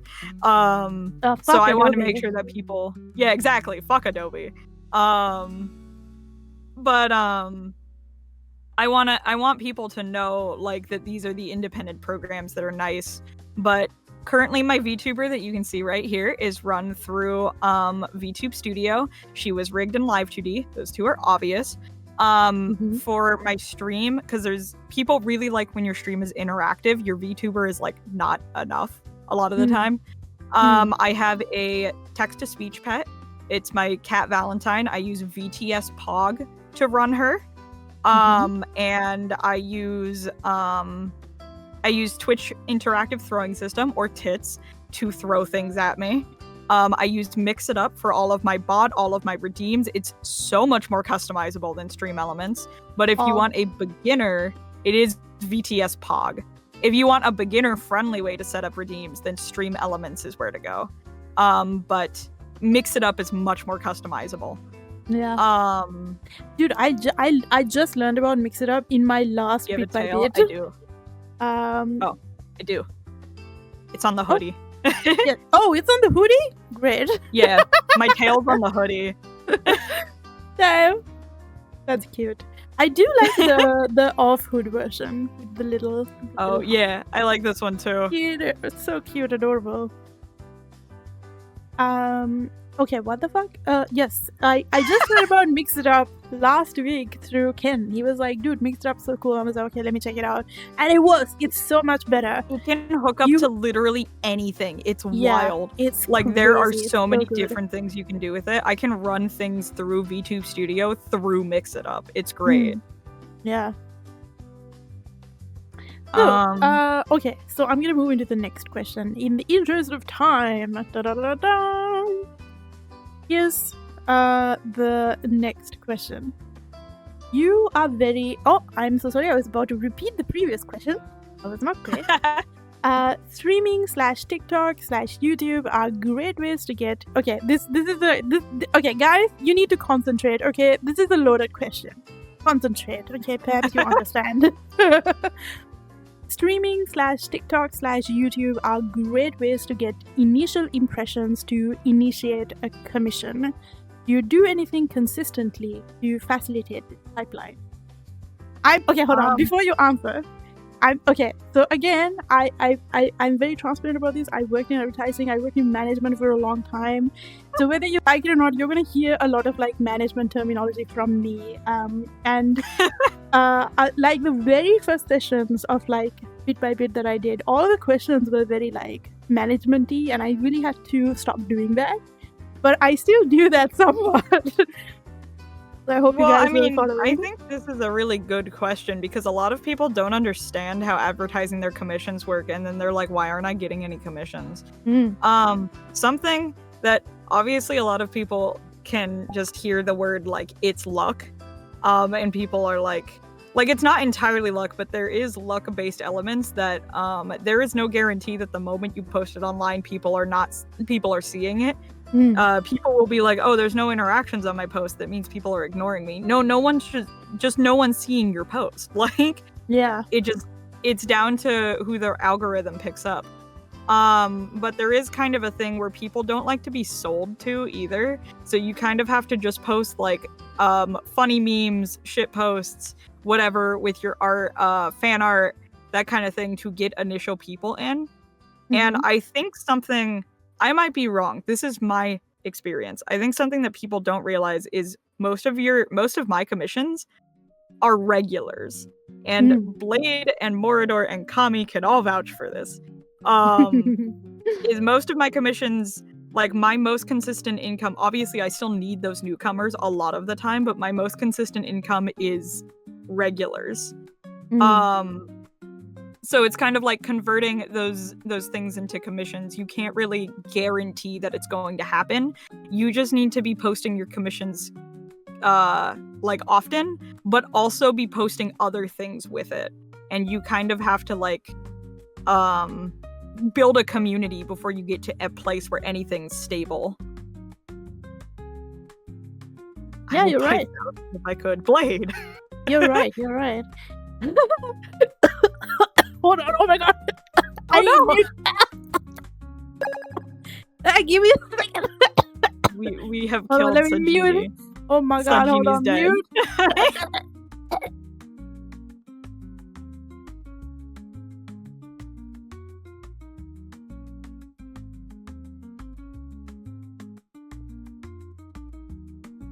My apologies, guys.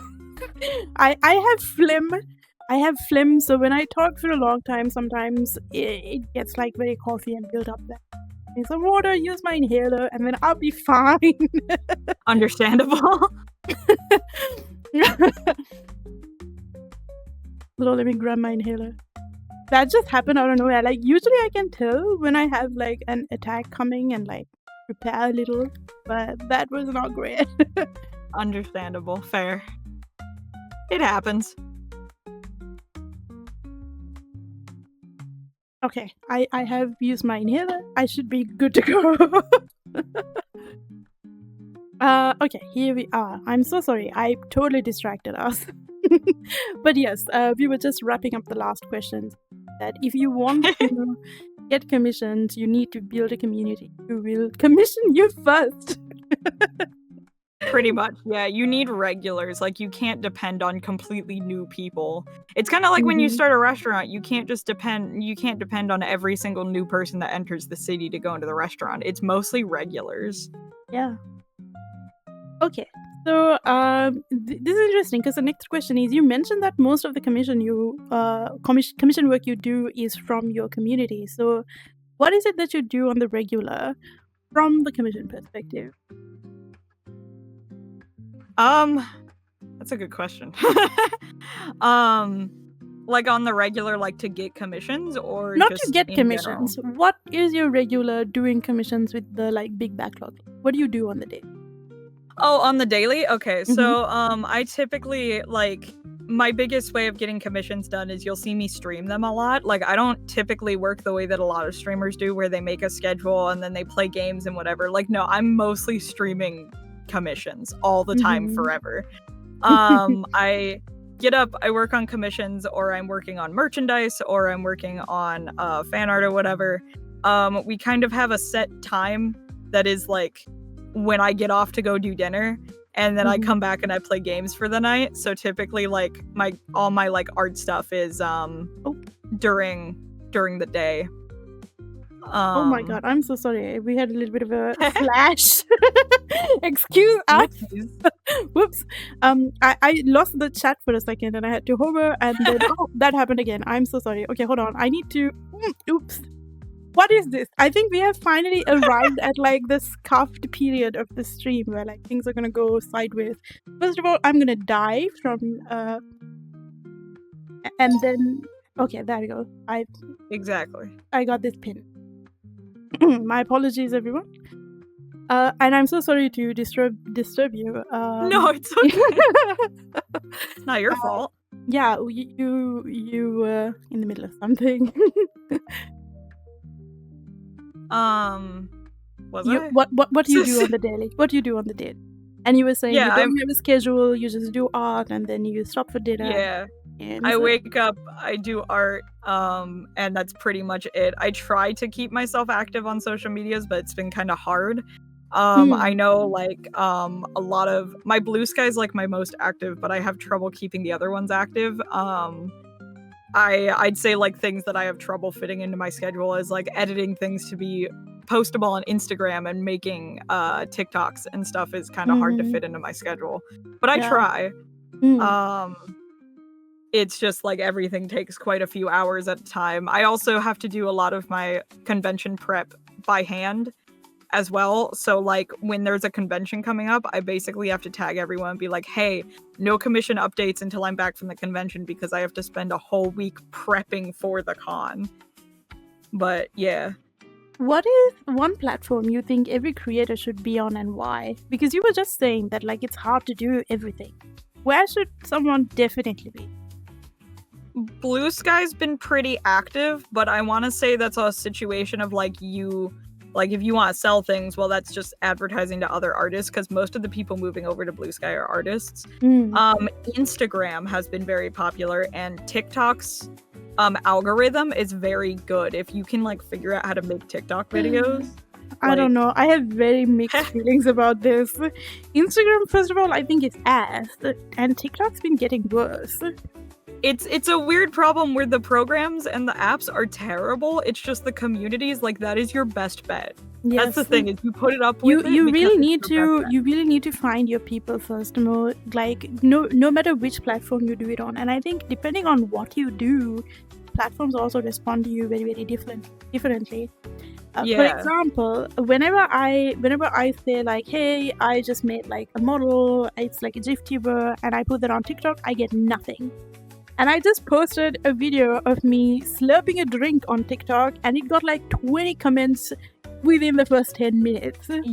You kind of have to go based on what you know the community would like. You can post differently depending on what like you want to post, or like depending on what social media you're on. So I treat Instagram a lot more professionally, but then TikTok's just shit posts because shit posts are what go viral. Also, and so does so does like anything of my avatar. Like, yeah. Okay. So, what has your experience been like with monetization on different platforms? Any tips / advice? So I guess this is one thing, is that I'm guessing people would assume when I say full-time artist that I make any money off of TikTok or YouTube. I don't. I'm pretty much just using those either for fun or to help either for fun or to help what's the word? I'm totally like losing my track of thought, sorry. Oh, shall I repeat the question? What do you do for monetization? That was the question. Like which platforms? Yeah. Sorry, sometimes I completely lose my track of thought. It's okay. Let me help you. And you were just saying that on YouTube and Instagram and TikTok you don't make any money. I just post to either convert people over to my community or to help advertise commissions or to just for fun. Like I don't really make any monetization like the way that people do, where it's just like constant. And that's kind of the struggle, is that every monetization that I make is because I have to ask for it. Like I have to advertise my commissions. So VGen, commissions on Discord, I do get Twitch subs, and my memberships on my shop are pretty much all my monetization. I see. No, that makes sense. I think it's incredibly difficult to make money on YouTube. It's incredibly difficult to make money over there. And in my experience, making money on TikTok is like possible. I've made about $200 on there.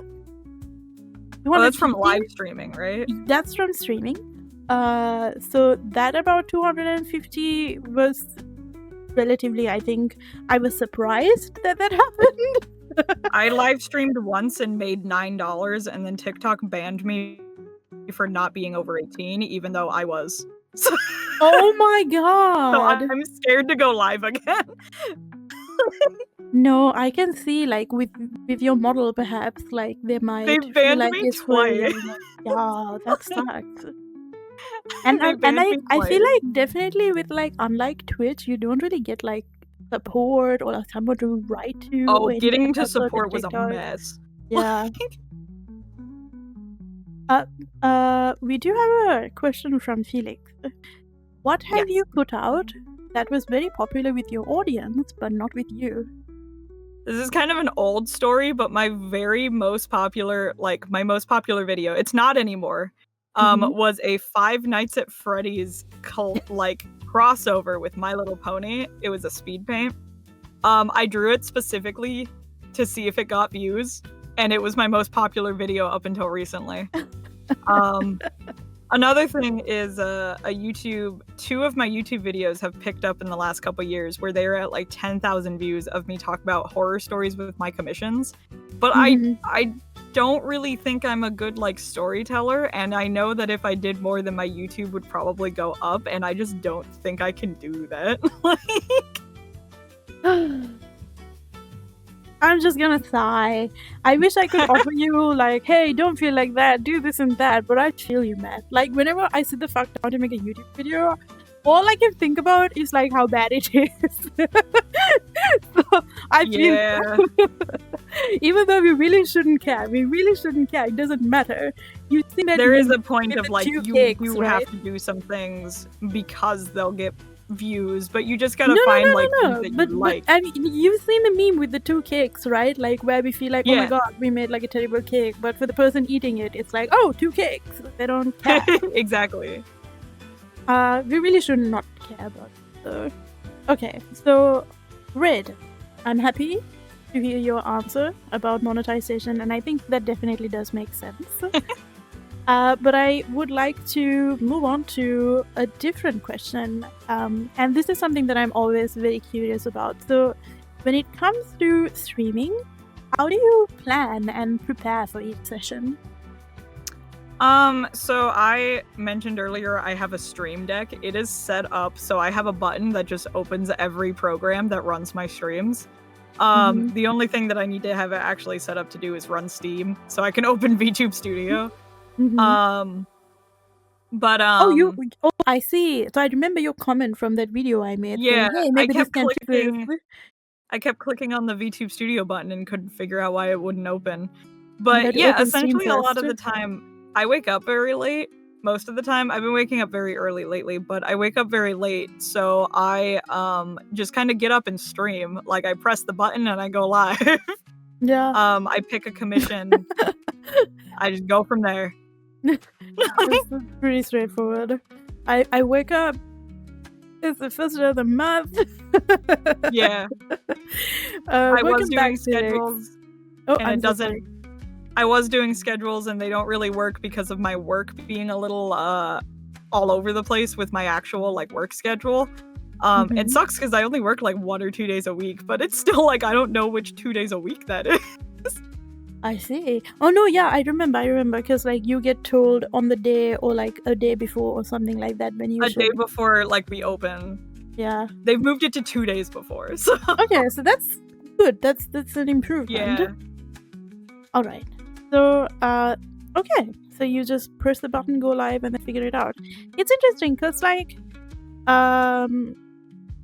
sometimes when you do rigging or like drawing, at least in my case, because I do quite a few co-working streams as well, sometimes like the thing that I want to do I don't know how to do, and I need to look up tutorials and whatnot, and I feel like that's not really fun to do while being on a stream, and you're just like frustrated all the time.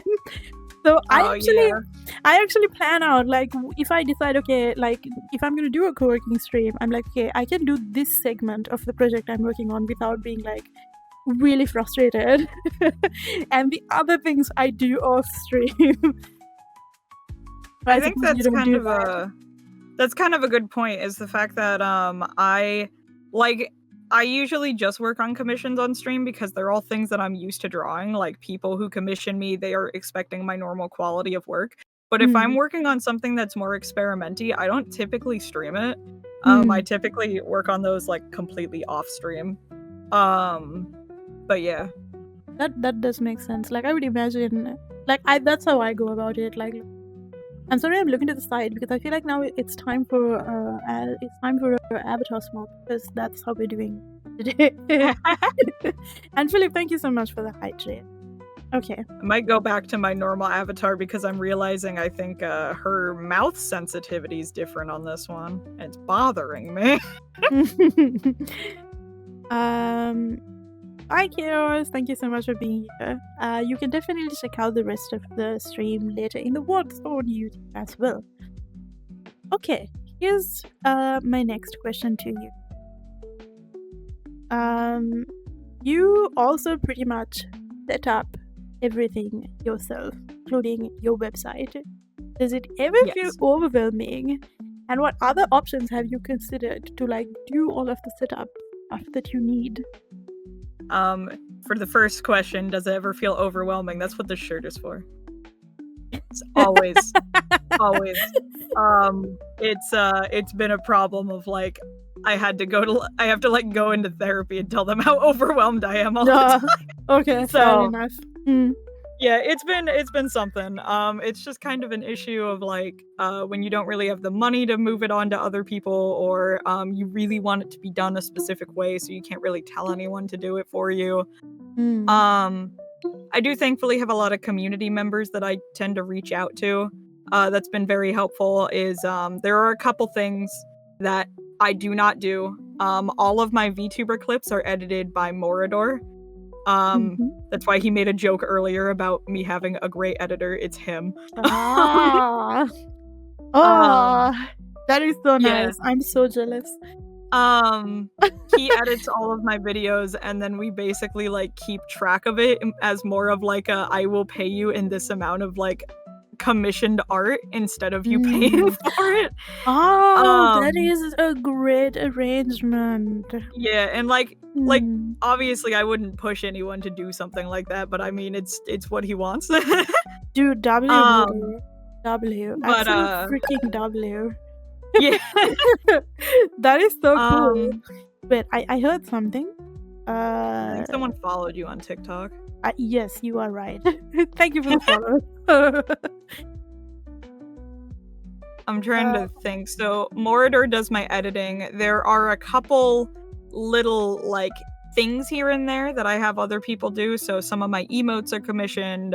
Morador and my friend Jay Moore have edited my transitions. My like if I want something animated, I will sketch it and my partner animates it for me. Man, you are blessed. I'm just like, my god. I mean, like, that's I so pay great. people to I'm do these so things. happy for you. I do pay him, don't worry. No, that makes sense. That makes sense. You get a lot of help, and that I think that does add up. I've gotten like so much mileage out of like my main overlay, the MS Paint overlay. Everyone thinks that I made it because it does fit the exact aesthetic as everything else, but really it was made by my friend Wintersheeb, and I just continually edited it over and over and over again with her permission. I see. And so that's where most of the aesthetic comes, is just that one overlay. No, okay, that does make sense. Okay, so here's a bit of a question that I would really like your opinion on. So you've been self-employed as an artist and creator for a long time. What's the good, the bad, the ugly? What's it like? Let's see. The good, I don't know why I said the bad. The good is definitely like I am very overwhelmed by normal work and stuff like that, like social interaction, that kind of things that normal people are used to because I have autism. So being able to just not have to do a lot of that stuff because I just do this stuff on my own has been very nice. The first thing that I can think of with bad is probably taxes. I do not understand taxes, man. I would not understand taxes in the States either. Taxes have been a mess. They're not as messy if you're just like an artist. They're messy if you are a convention vendor, because you have to apply for a tax permit in every single state you vend at and pay for those taxes on top of your other taxes. And it is wild, and I hate it. Isn't bad and ugly just the same thing? Are they two different things? No, I think I know you are absolutely right. They are the same thing. It's just like a saying. I guess people like to say the good, the bad, the ugly. And I think when you say the bad, it's still maybe perhaps tolerable, but ugly is like, yeah, it's worse. I guess bad is just like, bad is the thing that I have to just put yeah, up like with. For example, like the tax thing, right? Like that's bad. That's kind of annoying. Yeah. But then that is ugly, right? there is kind of just the fact that in order to be a commissioned artist, you do kind of have to have a presence online, and you have to put up with the toxicity of the internet, and that's not fun a lot of the time. When you have to put up with things that like you don't even think you have a part in or have any reason for people to like complain to you about or anything, or you have to learn to say no to things that you don't want to talk to people about. You have to learn to like really put in your boundaries when you shouldn't have to do that in the first place. Like I shouldn't have people sending me uncomfortable DMs or like uncomfortable commission requests. But I have to learn how to do that. I fully agree with you. However, this is a moment for me to defend something that I said in the chat earlier. Why did I say chat? What's wrong with me? This is what I said earlier in the stream. I said taxes are bad. And this is absolutely not what I meant to say. I'd like to redact that statement. I think taxes are great.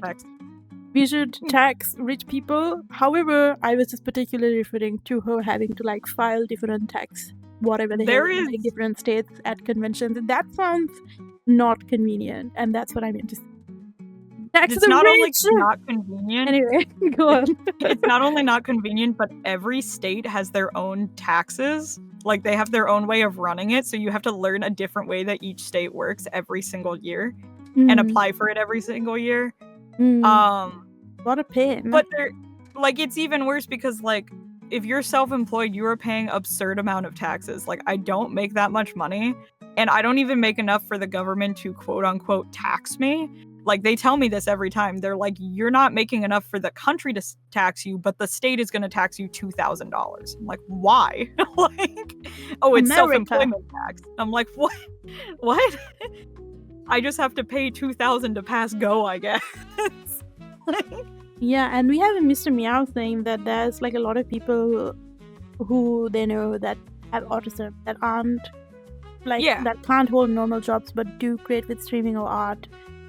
And I think this is true. I've been meeting a lot of autistic people who stream. Which I think is great. Like that this is an alternative, and that they can do this really well. And that's why I also have this shirt.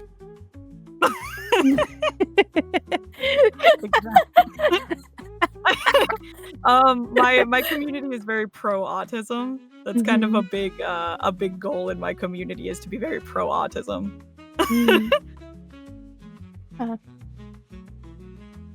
Okay, so how do you handle negative feedback or trolls on your platforms? Because you just said that this is actually put up with the toxic.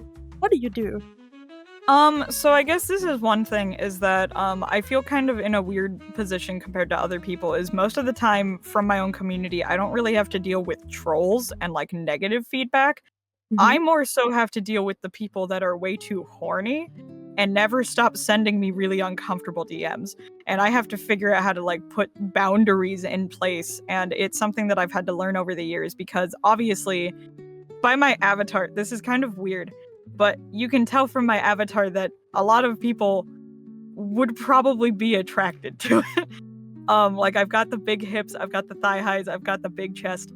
The thing is that it's based on me, and it's very uncomfortable when people seem to think that that means that is an invitation to say things to me. Get and it's out not. Of here. You are not welcome. Get out of here. This is not a safe space for you. I will hit you. You can leave. Anyway, carry on.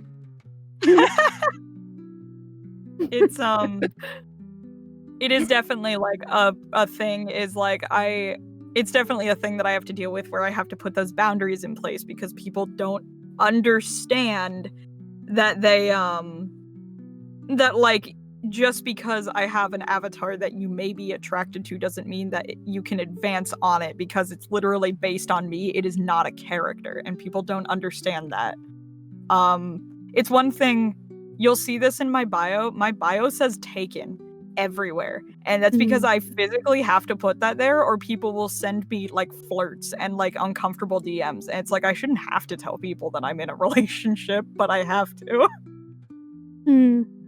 I see. That sucks. I say this because this doesn't happen to me. I shouldn't speak. I feel like I feel like I feel like this could backfire on me now by admitting this. But this I doesn't think happen it's to one me. thing.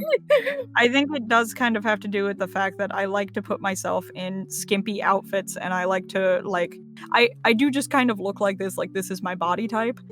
And I put myself in skimpy outfits, but it's kind of like the whole girls just want to show themselves off. That's not an invitation for anything, and it's the exact same in art. Just because I want to draw myself suggestively does not mean that I want your horny DMs. Okay, well, that was depressing, but You yeah, asked. I know. Yeah, I mean, I guess it really doesn't change across social media. You just gotta put up with this nonsense. If you want a positive note, I am glad that I don't have to deal with trolls very often. It's not my community's pretty positive, and I have put boundaries in place that the horny issue is not as much of an issue as it used to be. Mr. Meow is saying doesn't happen with you yet, but I do feel like I very very rarely lean into the I don't know the boobies.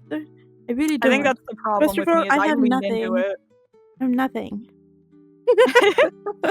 I lean into it. I lean into the jokes, but there's it's fully it shouldn't be an invitation. Even if you do, it's not an invitation. But I think it really does get misinterpreted.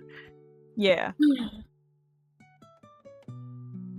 Okay, so have you faced burnout or creative slumps? Constantly. And what are your tried and tested recovery methods? Please enlighten me. I wish I had good advice for this, because typically my stress response is I go and take a nap. Oh. I just go to sleep. But does it help? No. I keep doing it. It's burnout has always been kind of an issue with me, and it's kind of a thing with the commissions where I kind of just have to keep forcing myself to still go. I typically play games with my partner to help with stuff like that, or a lot of the time I just need to leave the house. I need to not be at the computer. I need to not respond to anything, because I think I just get burnt out on everything that I need to. I think that's why my stress response is to going to sleep. I need to be away from where anyone can talk to me. And typically if I get that break in, that tends to help a little bit. Okay, I'm gonna take a minute to say hi. Hello, Glitch. Welcome in. And Alugomba as well. Hello, welcome in. Happy to see you. We are currently very happily making our way through the Q&A session. And we are on schedule. So that's great. You're doing it. I'm so proud. Yeah, we're doing it, and we're on schedule. We're talking about everything as well. That's literally me, Big Gamer. Where? Oh, world is on fire. Have you tried turning off and on your body with a nap? That's me. Oh, yeah. Dude, I've never considered a nap to be have you tried turning it on and off? That's really funny. I think I'm going to use that. I'm going to definitely use that. I mean, I don't know if I'd recommend it. My psychiatrist keeps telling me to stop taking naps. Oh, no. I mean, as a thing that you can tell people. Oh, you're feeling that? Have you tried turning on and off? I would not recommend my nap schedule, though. Okay, so it is not recommended you do. Not recommended. Okay. Well, it does work though. What has worked? See, I can't really recommend this because I'm not a medical doctor. They put me on ADHD meds, and those are magical. So I mean, man, if you got ADHD, go to your psychiatrist. Okay. No, yeah, definitely get help. Get help. Stop it. Get some help. Stop it. Get some help. Okay. So here's the last question of the deep dive section, actually. Actually, the last section of the deep dive section. Let's start community. It's a very crucial ingredient for being able to pursue creation full time. And I think from our conversation so far, this is all. In your opinion, what do you think you're doing right to maintain community? And I would also like to open this question to your supporters who are here in the chat today as well. What do you think Befish is doing right from your perspective? It's funny because I actually don't know an answer to this question. Okay. So I mean, if people want to answer, you know what? Me.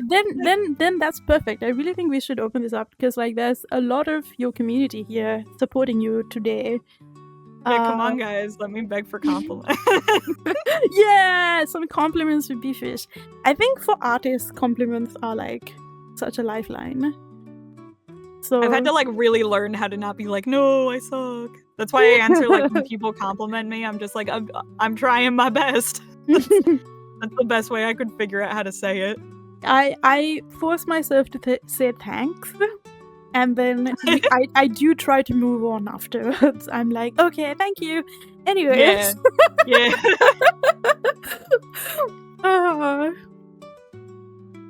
Felix is asking, are the drugs expensive for ADHD? Are they? I mean, I have insurance. Okay. If you're not on insurance. I know one of my other friends is on meds and they had to pay I don't know, $80 and then I had to pay $4. Okay, we have some comments. I said comments again. Okay, I'm leaving. Anyway, hold on. I'm going. Anyway. In the chat, we have some responses. Oh, hold on. Oh, fuck. I fucked up. Give me a minute. There we go. Mordor is saying, supporting my existence is to drag her down. How do you feel about it? Mordor. I definitely think Mordor. It does have to do with just having a very active community has helped, and you can't really build a community without that active community. And BitGamer saying Befish is life. Oh, hold on. Oh, we have a sweet response from Fluffle. We're gonna get to it in a minute. Befish is living a life they can look in one angle and be content. Oh, what's wrong with my arm? Come back. Don't be doing that. That's weird. I had no consent to do that. My apologies. It just has a mind of its own sometimes. Oh my god. This is very off, tangent, but one of my trackers for my VR headset, one of my hand trackers just likes to start sliding across the room. Yeah, whenever I'm using it. It just starts drifting and it's the funniest thing. Okay, Befish is living a life they can look in one angle and be content. I've been going overboard on saying my 5th grade art is the most amazing thing I've ever made. Better. I do have insurance. Okay, and Fluffle is saying she tries to keep things open-minded and friendly while pushing out controversial and often aggressive topics that tend to plague the mind and cause communities to be negative.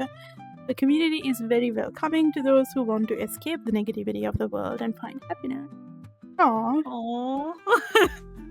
Yeah, we definitely, I think there's a point where we try to have conversations open-mindedly about things that I feel can be talked about, but we definitely try to keep more serious topics away. There is kind of a thing that I at least try to do this. I think, I don't know how to explain it, but from being in the brony community, I have noticed a lot of people there are autistic, so I try to be very welcoming and very open to being autistic by also being openly autistic with myself. You will wander into my streams. I think you did one time. You wandered in and it was just a 20-minute session of me talking about VeggieTales. Yes. And that's very common in my chat. It's just me talking about my hyperfixation. No, but that's a gift. It's a gift for a streamer anyway. I think it helps encourage people to be themselves, and I think that helps people a lot is they feel like they can be themselves in my community. That is really At least I hope so. No, I do think I really do kind of see how this works. Yeah. That's good insight here. Good insight. Alright. So, here's another one. Do you have... Okay, I'm genuinely asking. Okay, I'm on my knees asking. Okay. I'm ready. Do you have any tips for managing a Discord server and keeping it active? So... I guess, I've been through a few trial and errors with my Discord server. I guess you joined after the rebrand, but for a long time, my Discord server was called, Befish's Plushie Cafe 2 Electric Boogaloo, because my original Discord server, that's so long. What's it It called was again? Befish's, I think it was Befish's Plushie Cafe 2 Electric Boogaloo, because my What is original Discord Boogaloo? got hacked. Oh, that's just a meme, is you put 2 Electric Boogaloo in front of something that's a sequel. It's just a meme. Bro, I'm so lost. Okay, but Felix knows what this is. Okay. But I have been through like 5 or 6 different Discord communities, or like trying things, failing. You just kind of learn what your community likes to interact with, and I think it's different for each community. Something like, you will notice that if you put certain chats in, there is a chance that they can go awry and it will become the main part of the server. Like, I think I had a vent chat and then everyone was only using that chat. I had an NSFW chat, everyone was only using that chat.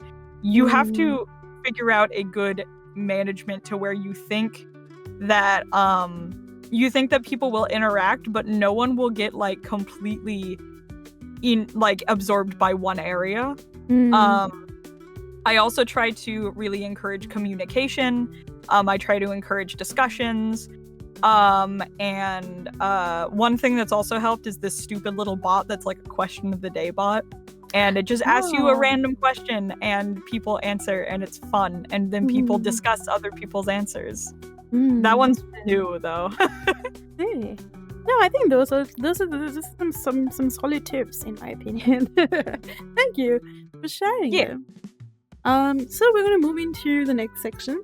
This is one of the smaller sections, and that is collaboration. And here's where I get to sing a little bit of praise towards you, Matt, singing of Oh no. I met you on Twitch Creator Clubs, and I was going to post on one of the, like, where you can open threads there to like, hey, I do this Q&A session. Do you want to come? Basically.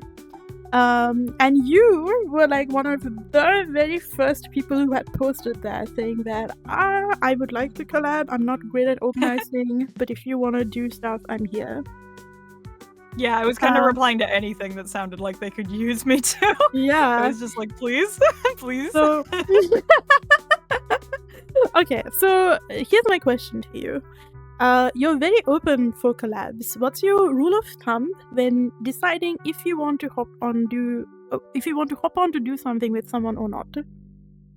I think it's kind of a thing where a lot of people will be like, oh, just play this game for a collab. And sometimes I do that, but it tends to be with just friends. But if they have a full thing planned out, then I kind of assume they know what they're doing and they like really want to like actually collab. Because I'm not very good at playing video games. I'm not very good at like doing that kind of stuff.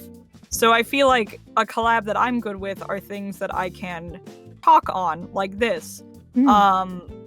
And I think like discussion streams aren't really around as much. So anything that I think can use like my knowledge or my talent or my art, I feel like is very good. I did a collab right before this of like an art telephone YouTube video too. A what? It's a little challenge called Art Telephone, where someone gives you an art, you get to look at it for 5 seconds, or not 5 seconds, for like a minute, and then you draw what you remember. And we see how different it is at the end after passing it to like 10 artists. Yeah, like Gardic Phone. I got to do that very recently because I feel like it actually uses me rather than just being like, oh, I'm on your stream and I'm gonna play Lethal Company. It's like those streams are fun with friends, but if you're playing with people that you don't know, then it's like Yeah, I feel you. So I guess your rule of thumb would be to like kind of feel like, hey, there's actually something for me to add on by collaborating with this person. Plus it was the thing of like with you were very like, you clearly wanted me there and were very much like researched and knew like everything. It was very like odd to see someone who was like had already looked into everything about me before asking, and I was like, that's new. Really? But, wow, people here I guess haven't worked in corporate before. I think that's mostly you. Everyone else just like, I barely graduated high school and then I started doing it. No. No, that's true. Before I invite, I mean, this wasn't the case when I started. Like my very first bit by bit sessions, I just posted on TikTok, like, hey, I want to do this thing. If you've been a VTuber, let's do a session. And I did 4 sessions that month with 4 different creators. And that was very like, I take anybody can come. And I met some amazing people by doing that too. But since like I did like those initial sessions and I would like post on TikTok and like, hey, I want to do a collab, and I would find like very, very fresh streamers, fresher than me. At that point I had streamed for like 2 months and had affiliate as well, would be like, hey, I'd like to collab. And you know, you've now been a part of like the process of like being on Bit. Like it's pretty meticulous, if I say so myself. And the questions are like this is much more than like anyone else would do for any collab. That's why when you sent me the PowerPoint, I was like, is this a fucking PowerPoint presentation? I was like shocked. yeah. It is very meticulous. And I like if like this is like your 2nd or 3rd time streaming, I don't think Bit by Bit is the program for you. So I've been becoming a little more selective on like who it is that I have on board. And I do extensive research on like, okay, what's their you know, like are they going to say something here that like I'm going to be uncomfortable with in the middle of the stream? And I'm very mindful of like, you know, making sure that any question that I ask the guest, I write ahead of time, I share with you, I discuss with you, I give you plenty of time to mull over. So this is, you know, it is definitely quite some work to put this together, and then, you know, we do the collabs and the TikToks together, and then, you know, it is work. There is definitely, like, I just want to comment on, like, one thing, is it's not even just streaming that this is a thing to consider with, because with conventions you do panels, and they're essentially the same thing but in person.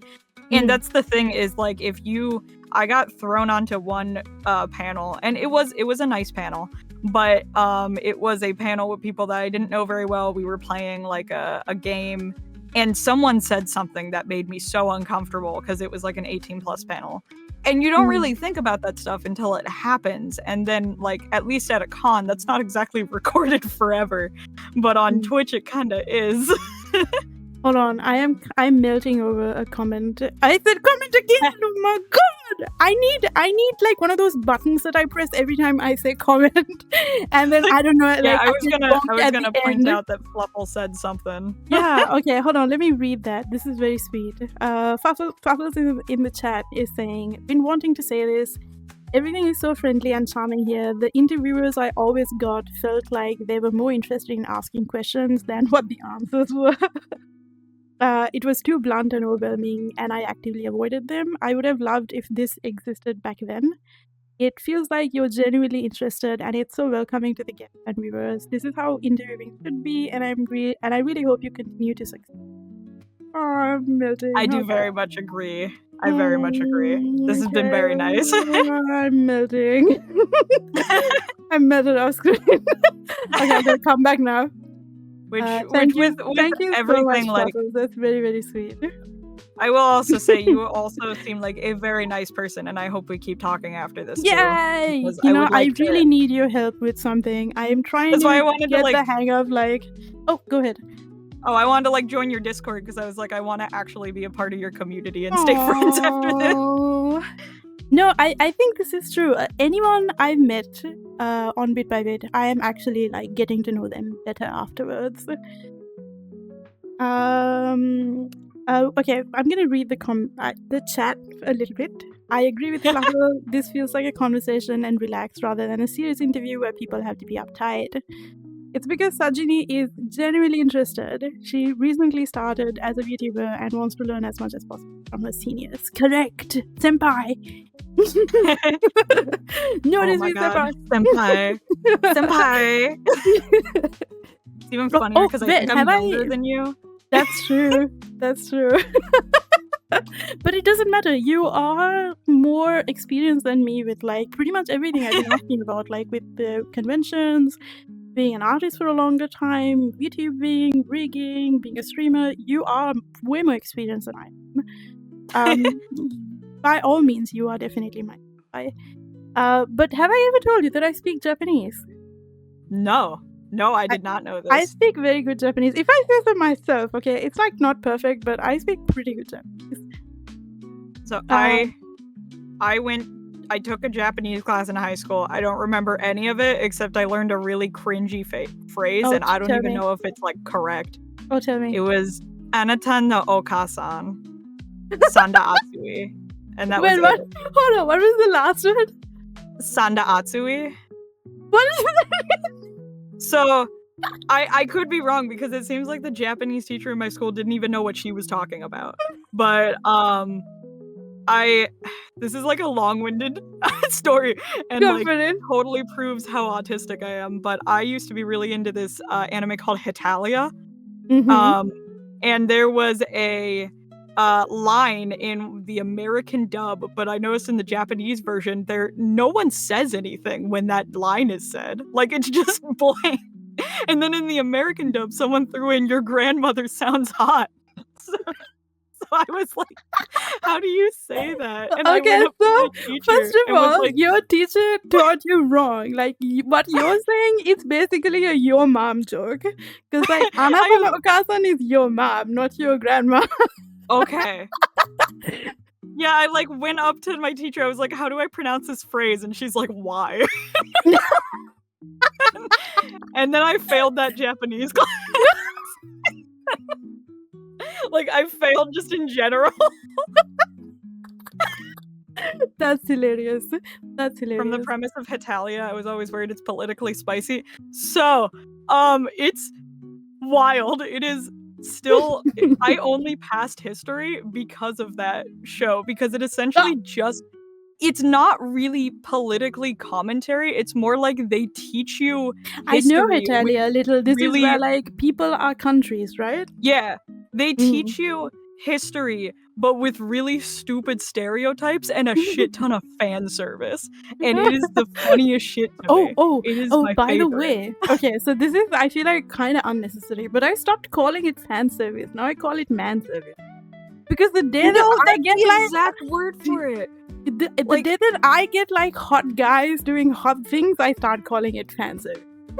No, like it's the one Hetalia. When you said man service, I was gonna say Hetalia is mostly male. All the characters are male. Oh, perfect. So all the fan service are men characters. Let's go. And the whole thing is like the creator has a Tumblr and it's filled with shirtless drawings of all of the characters all the time. Gasp. It's so funny. I gasped. Okay. Hetalia is wild. Oh my god, we have really gone on a tangent. I don't know how we got here. Sorry. But I'd like to get back to the program. Have you done collaborations in the past? How did they go and what did you learn from them? Any tips and advice? So I know I brought up the panel thing where I went on a panel and I've just kind of decided that I'm not going to do a large panel, which this will probably go with streams too. I'm not going to do large collabs unless I know exactly everyone who is involved. Because otherwise we have this situation at the panel where something very uncomfortable was said to me about me and I was just like, okay. Oh no. So I would say, like, you definitely want to know everyone involved and you want to have some sort of past experience with them because you don't want getting on call with them to be the very first time you are on call with them. Definitely. It's kind of a weird thing because people call collaborating like just being on stream with someone else, but then 90% of my streams are with my partner and that's not exactly a planned collab. It's just kind of us co-working together.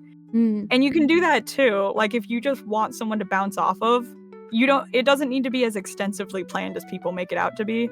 But yeah, I guess that would be kind of my advice with it. Yeah, no, definitely. I think the thing with, I don't know, like with the panel thing, I don't exactly know what happened, but I feel like you do sometimes people intentionally try to catch you off guard as well, which I think is just awful and horrible. Like, yeah. This is disgusting behavior, honestly. I hate that kind of stuff. Yeah. Anyway. It's definitely like, what was I gonna say? Wow, my mind just blanked. Never mind. I'm so sorry. I think I interrupted No, you it's okay. Okay, so let's wrap the collab section on a positive note. What is your dream collab? So this is a little silly because like I don't really have any dream collabs really, but I have like one friend that I keep asking to do stuff with, but I know she's really busy. She's a big streamer. It's Techie Cutie. I see. She's the one you made the really Sonic into tuber for. she is really into Sonic. Half of our DMs are about Shadow the Hedgehog right now, and I want to do a collab where she just forces me to play her favorite Sonic game or like a shitty Sonic game. And that's it. Like, I want to do that, but I know she's really busy. I see. Oh no, that sucks. I hope it happens though. I hope we find some time. I mean, I think that's the tough part, right? Like the scheduling, making sure that you get a date that works for everyone. Yeah, that's definitely like it's hard when everyone's really busy. I know for a fact that there's a lot of people who ask me, "Can I play games with you? Can I do this and that with you?" And I'm like, I'll try, but I promise you I'm not very free. I'm free to talk. I'm not really free to do things. That makes sense. What's your favorite Sonic game? That I am not sure of. I just wanted her to pick one or pick a shitty one. Just whatever would be funnest for her. Felix, in your opinion, what's the shittiest like Sonic game? Isn't it Sonic 06? I don't know. I don't know. Getting a date is difficult. Yeah. Okay. Interesting. I hope it happens though. I mean, it shouldn't be too difficult. One day. One day. One day. So moving into the last section of the Q&A session. And before we do that, I'd like to just do a quick time check. We've been here for 2.5 hours. Actually, 2 hours and 40 minutes almost, moving into the third hour. So thank you so much for everyone for being here for this long with us. And Befish for answering my question. I hope if you need a break, we can pause a little bit before we move into the next. Nah, I'm good. Okay, good. I typically stream for like 4+ hours. I'm good. Okay, perfect. I heard the one with Werehog is bad. Sonic Unleashed. I actually like that one. I have played Sonic Unleashed and I've played Sonic Adventure 2, and that's like it. I see. Okay, we do have an ad coming in about 40 seconds, but I feel like the crowd here would not get hit with that, so we can just move on because you all have been so kind and given like everyone a sub, so I think we'd be good. Okay, so now we're moving into the last section, which is goals. What are your current goals as an artist? As an artist? My current goal is probably to it's probably just to like get my to-do list down, and I want to learn how to animate, and that's like basically where I am. And like yeah, basically that. I want to get my to-do list down and I want to learn how to animate. And you also want to start taking commissions with slots. If I ever got there, that would be great. Okay, I feel so like it's like a pipe dream for you right now. I think it's not really the slot thing. It's more of I need to have a better time frame. I want to be able to get people's commissions done within a month, and that'd be great. See, no, that does make sense. All right, so do you have any like specific milestones that you are hoping to reach on like Twitch or other platforms? I guess I don't really focus much on the numbers like other people do. I never really think about it. like it would be neat to reach then let's pivot a little. You are working on something new. You're working on I don't know if I can talk about this, your shop. Oh, yes. Most of my community is aware of what I'm working on, so don't worry. Okay. It's not only just the shop. I was gonna say there's also like that VTuber mall that I showed you. The karaoke one. Yeah. Like there's little events that I want to do, and that's the thing, is like I need to plan the events. I'm working on my shop, I'm working on a karaoke outfit, I'm working on a VeggieTales outfit for VeggieTales events. Someone who's actually not in this chat bought me a VeggieTales themed DDR pad, and I have to stream it. And I have to get there. Like, I have to get to the point where I have You the do set the to do thing. it. I see. No, that makes sense. I think from like a numbers perspective, I think this is my honest perspective. I don't really think it matters how many people are like following you, because it's, you know, like I have 350 followers, how many of them actually watch me? Like, those numbers really don't matter from like a followage point, in my opinion. But if, for example, you are thinking of that you want to like have, I don't know, 5-6 people that are active on your Discord server, I think it makes more sense that you are actually like trying to connect with people. Yeah, I feel like an active community is what people should go for, and not the numbers. Yeah. I do, what was I gonna say? I do have the goal of definitely wanting to get sponsored by, like, not really sponsored, but like one of those affiliate links. I tried at one point. I actually got into one, and then they suddenly had a total controversy. I was like, never mind. Oh no! I want to get sponsored by Gamer Subs. That's the one that I really want, because like Mountain Dew and caffeine is a huge thing on my stream because I'm a caffeine girly. So getting sponsored by Gamer Subs would be great. I see. Oh, hold on. Give me a minute. Also, Nebel, welcome in. Oh, okay, we are fine. I just had like a bit of a error on my browser, and I freaked for it. The numbers might not matter objectively, but they matter in our hearts.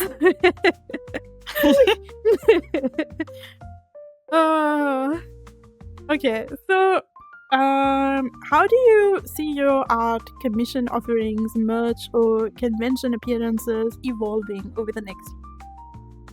Well, hopefully, I'm able to get into more conventions, so I guess I can start with that one. As I started applying to a lot more conventions that were not just pony-based. This year I'm going to a furry con literally this weekend, and this year is also my first anime con, and then followed by 2 more, because all 3 of them accepted me in the same weekend.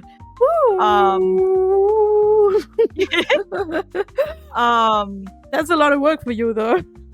Yeah, I got accepted right before going to HarmonyCon, and then while I was at the con, 2 more the same weekend. I was like, oh god. The cons aren't in the same weekend, don't worry. Okay. You got accepted on the Yes, same. I got accepted for 3 cons, like, at the same time. Okay. So I've got 3 anime cons coming up, and so I get to do merch that is not My Little Pony based. And I'm working on a new shop website that looks really cool. The only reason it hasn't been released yet is I have new merch coming in for the con, and once I have that, I can launch it. And then, like, my art stuff, I would definitely... I think I'm happy with my model. I just updated her, so there's not really updates that I want to do with her other than adding more outfits. I definitely want to do more events. Events is a big thing that I'd like to do, more than just, hey, watch me draw art. I want to do more planned events. I wouldn't mind doing more collabs. That's why I've been actively looking through the Twitch Creator Club for it. Yeah, a lot of stuff like that. That makes sense. So, and are there any... Okay, I feel like you answered it, but I wonder if there are, like, anything specific you want to mention. Are there any new skills or tools you want to learn? I know you want to get into animations. What do you have in mind, like, objectively? Try and test. So I already sort of know Flash, so I know it's not like too high of a jump, and my partner is an animator, so I already have kind of that going for me, is I have a teacher right there. So I kind of just want to get to a point where I can actually animate like nice movement. My favorite animation is frame by frame, but I don't know if I have the patience to do that, is the problem. I feel you. That was a big reason why I absolutely loved getting into live 2D. I was like, holy shit, I can make my art move. What? But yeah, definitely just like, so maybe learn like, how to get there. I don't know, like you know the stuff, you just have to do it, I guess. Yeah, I definitely like know how to do it. I just have to do it. I want to be able to make like those TikTok animation memes. There's a bunch of really dumb ones I want to make. Yeah. Yeah. You know what? I feel like every time I try to do like a TikTok animation thing, I feel like I get tired of it before I finish it. Like Yeah. like this, you know, like this trend is over for me. Dude, all the trends end before I can finish them. I still have in my drafts the sketches and lines for a video of the fuck you guy. I don't know if you remember that trend. That... I don't. Oh wait, I do know. I know. Yeah, I do the know. one where it's like the fuck you guy. But too bad, because it was the fuck you guy. I was making one for like the fish, like 1 pound fish. But now that's over. We are not doing the 1 pound fish anymore. I was working on that one, and I had one for the whole like emergency one where they change outfits, and it was gotta be all of Sarah's different outfits. And I had one for like there's like a digital circus song that people share around where they use it to draw their character in different like shows and movies, and I was gonna do that. It's just, it takes way too long. I know, right? Like, it's like so cool, but then you have to actually do it, you know? Exactly, like, I have to do it. The parasite in me. Instead of making things for memes, you have to create the next meme. I'm not that smart. Oh my god, like, no. No. Okay, so, here's the next 2 questions. But we'll go one by one. How do you plan to keep yourself motivated and inspired in the community? Like, what do you do to, you know, keep your spirits up? I definitely have been like, I guess something that's helped a lot is being accepted to those new conventions, because getting merchandise done is something that is really motivating me right now. Is I just want to be able to make merchandise and put my art on things. I think it's really cool. Definitely like staring at my to-do list is just guilt motivation a lot of the time, and like knowing that I need money. That kind of thing. I want to upgrade certain things. Hey, Befish, I'm so sorry. Can you change to the God model? Okay. For the last bit. This is the last stretch, guys. We're gonna get Let's go. Goth Befish out. Where's Goth Befish? I gotta get her here with me. There she is. Go. You got Goth Sarah. I'm so proud I love of you. it. Dude, this is like the fan favorite model too. I mean, I love it. My community's probably so upset that I haven't finished the new one. They haven't seen her in so long. But you'll be done in like a week. Like, you'll be like, oh, I finished it. Well, no, that's the problem is motivation. Because I remember you were like, hey, you know, maybe for bit by bit I can finish my model, because we have 2 weeks to go. And I was like, yeah, maybe. And then 2 days later, she texts me, I'm done. That's 2 days later. That's the main problem, is that when you talk about motivation, the problem is motivation, because I can finish everything in like 2 days.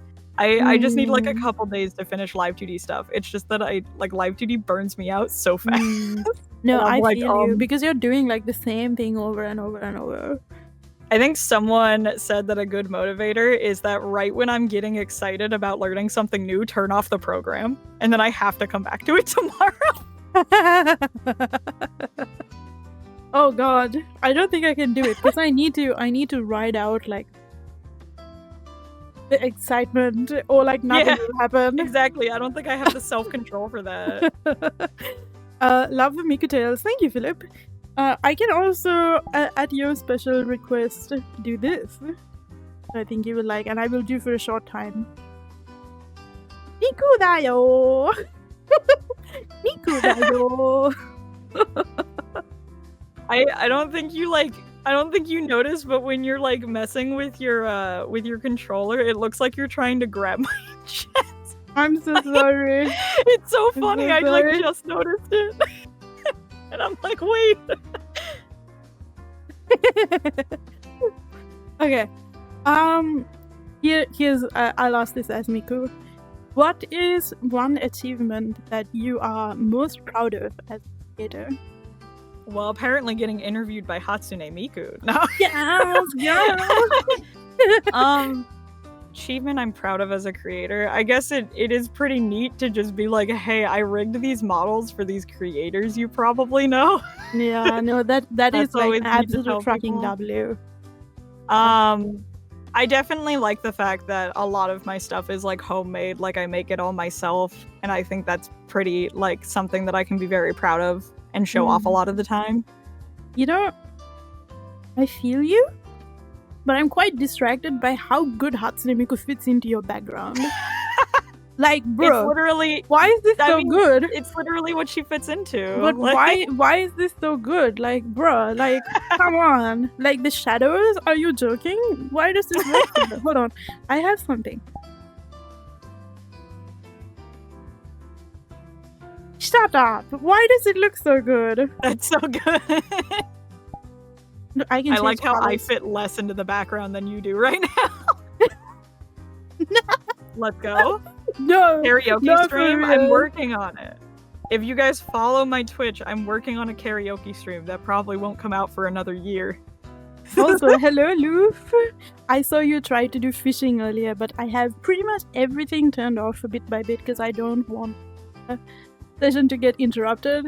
But we did have a very nice interruption earlier for about like straight up 10-20 minutes. You were like, thank you for the bits, thank you for the bits, thank you for the bits. It was great. It was great.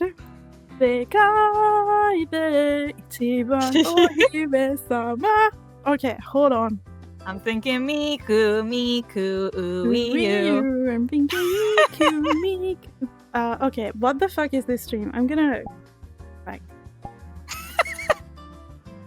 So, oh, you're right. You know, I just noticed that when I reach for the controllers, it does not look good. I'll turn to the other side. Like you're going straight for my ma'am. Man, she really likes this goth model, guys. I do.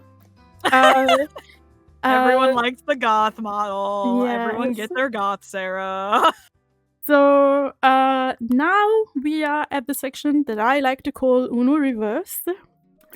And Befish, you get to ask me a question that you like.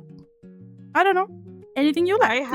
Because I've been sitting here questioning you from, I don't know, the last 3 hours or so. So it's your turn. I have had this question in, like, I thought of a question before I even got on here.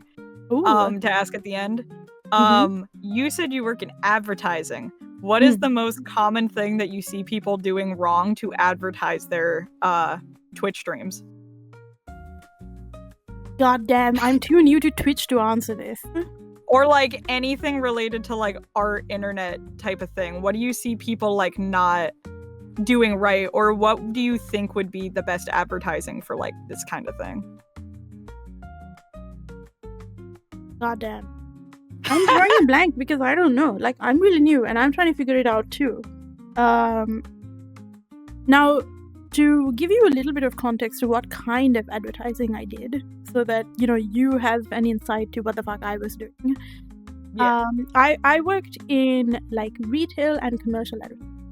Like, stuff for cosmetics, stuff for ready-to-drink beverages, or like other on like shelf material. Can't like believe food. Sajini was helping serve me my Mountain Dew.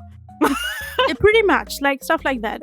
And I also did a lot of like I was very lucky in that sense. I had a very like balanced growth in my career, that I learned not only to do offline advertising, which is like the stuff that you see at stores, TV, radio. I have done all of that, and I have also done a lot of digital work.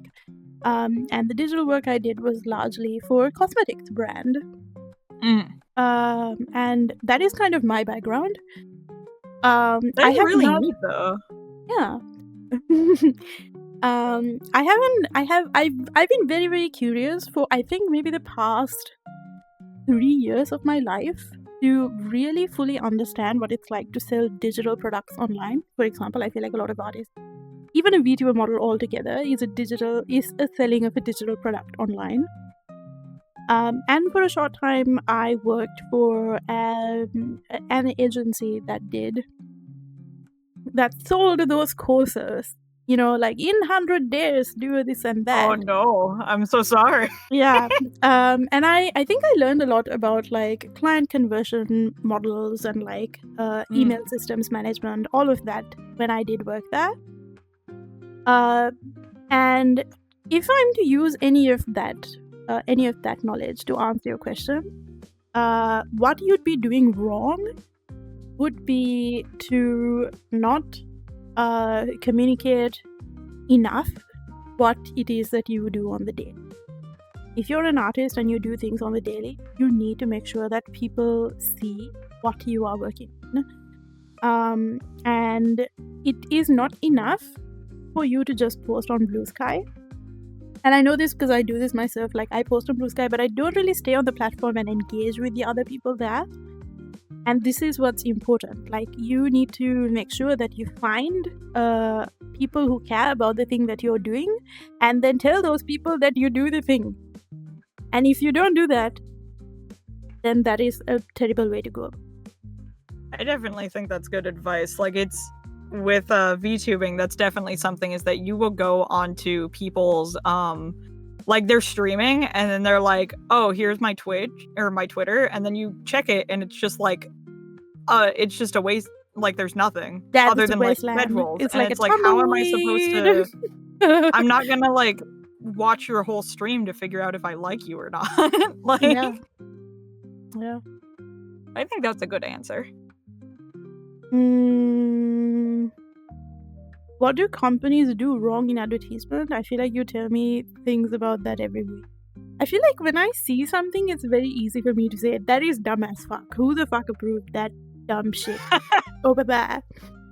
But I do find it difficult to answer you straight away because I'm not familiar with the process. But I do think, you know, like, as in what you're doing wrong, I'm not following a lot of it. So I don't know. I guess I just see it on the daily. I think you answered this, and that is that you get your work through regulars, and that is what's important. Yeah. Oh, what was I gonna say? That you something about you I was knowing the process. No, he said something about like companies advertising wrong, and I feel like a lot of people get mad at companies for doing the whole like millennial humor thing. I'm gonna be honest here, I think it's hilarious. It is my favorite thing. The whole like Duolingo character being killed off this week or like month was hilarious. But do you think that's millennial humor? Well, I don't know if it's millennial or Gen Z humor or whatever. I don't know what to call it. I mean, I like to think it's Gen Z. Just the brand's doing really stupid humor. That is definitely Gen Z. Like, that is not millennial humor. You're right. It's Gen Z. But it's Gen like Z. Everyone's like, oh, I hate it because the brands are selling to me, and I'm like, I don't know. I think it's funny. now they are getting funny. Okay, so it is time for us to wrap up. Not to rush the wrapping up, but I feel like I need to say a few words, and I don't want it to be like, okay, now it's time for us to go, and I don't have time to say the things I want. Because we just made it to the 3-hour mark, so thank you everyone for being here. And Befish, most of all, thank you so much for being here. I'm so glad that you were enthusiastic when I reached out to you, and you were very appreciative of the process. You were like the most proactive guest I had so far. Oh, was I? Because in many ways, like, you made your own promotions, and you even made you even made like a like this Google form thing, so that people who want to ask a question but won't be here on stream might not have an opportunity to ask, can ask the questions ahead of time. And really, this has not even crossed my mind. Like, when you mentioned that, I was like, oh my god, yeah, it's right. Like, not everybody can come to the stream at that time. Maybe I should ask the questions ahead of time. When you said they last like 2 to 3 hours, I'm like, oh, I think we need a form. I have checked the form. We got 2 whole responses, and one of them is still here. One of the people. Oh, by the way, do you want to answer those? Anything that you got? The one that I can answer is well, one of them I technically can ask you, but Blade asked, what would you say is the most difficult part of managing your Twitch or Discord community? And that's a good question. I would say setting boundaries, like I talked about earlier, is definitely the issue that I seem to have, is not knowing how to communicate those boundaries, especially like as an autistic person. A lot of people don't know how to communicate very well, and neither do I. So having to like trial and error through boundaries has been, I think, the hardest thing. And then the second question is Morador says, how do you pronounce your name in Japanese? I don't know. So Sajidi, how do I pronounce my name in Japanese? So for Babi Bubebo, Babi yeah, they can say Befish. It would just be Befish? Yeah, it would just be Befish. That would be like no syllables lost. What about Sarah? Is that just Sarah? Sarah. No, I think it'll be La. Sela. Oh, Sela? Just like okay. They don't have Bifishu. It might become Bifishu, correct? Fair. But I think a lot of Japanese people now do pronounce the R sounds, so I don't think that'd be a translation thing. And yeah, that's it. Those are the questions. Yeah, that's it. Okay, so exactly. So you were the most proactive. You made like this forum, and you made me realize, like, hey, I should also open this beforehand. And you were just very enthusiastic. You like followed up on whether I was writing the questions. I was like, oh my god, I got to get this written and sent to her. And you know, like we did the TikTok session together. There was plenty of time. We had some issues. We got through it. I really, really like appreciate how like genuinely present you were for the whole process. You can thank my anxiety. These things make me anxious. So I was like, oh, okay. I was like not having the questions. I was like, I don't want them an hour beforehand. No, of course, I would not have done like that. I need to check. I think I sent them to you about what, a week or so? Oh yeah, you gave me plenty of time. I just didn't want them right beforehand. Yeah. I wanted to say something, but now we got sidetracked with the questions.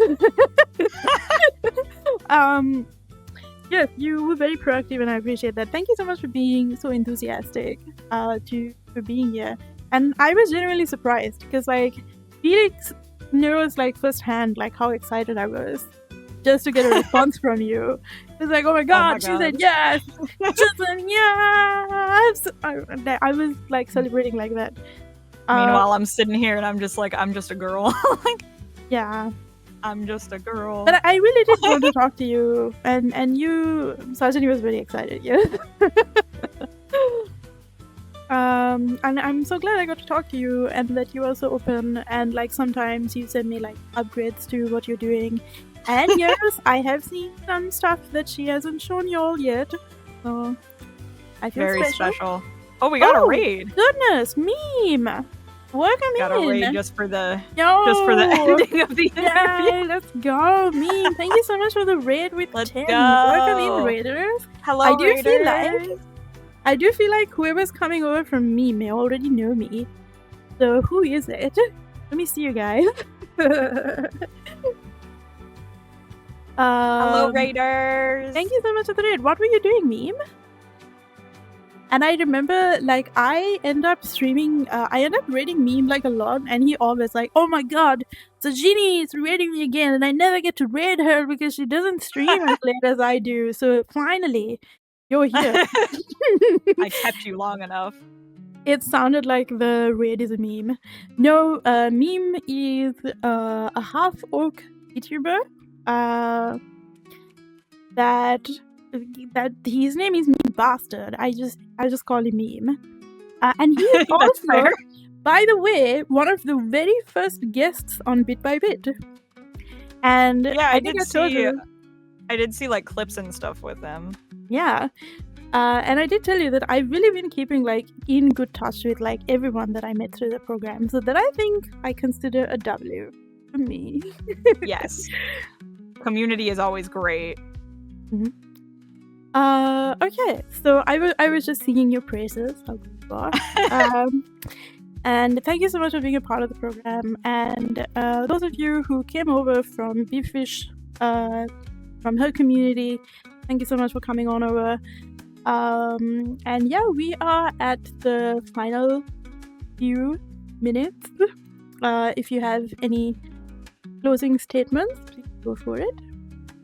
Well, I am very glad that everyone showed up, and thank you, Sajini, for having me on. This was really, really cool. I never thought someone would ask me to do something like this, so I was also very excited about it.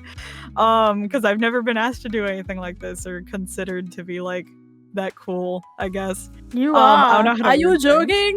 I was so excited because, like, I think I remember going to Fluffle and being like, "What? Someone's asking me to do this." It was very cool, and I really appreciate how like well put together this all is. I know I already complimented, like, I love the PowerPoints, I love the PDF. I wasn't expecting all that. It was very neat. And you have been very friendly, and thank you everyone for talking. Thank you, Felix, for fixing our sound issues. And yeah, but I being actually very managed supportive and nice. by myself.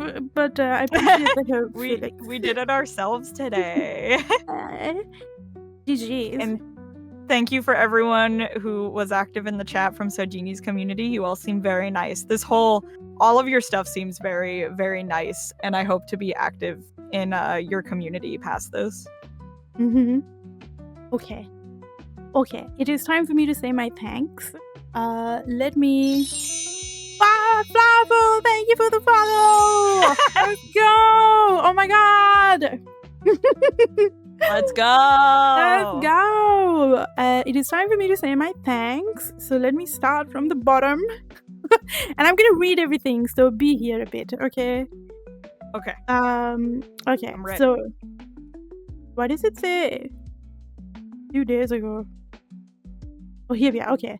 Patrick, thank you for the follow. Thank you so much for coming on over from TikTok. Patrick, you have been following me for a very long time. I'm very, very happy to have you over on TikTok and over on my Discord server as well. Thank you so much for finally making it over to Twitch, by the way. It's been a while.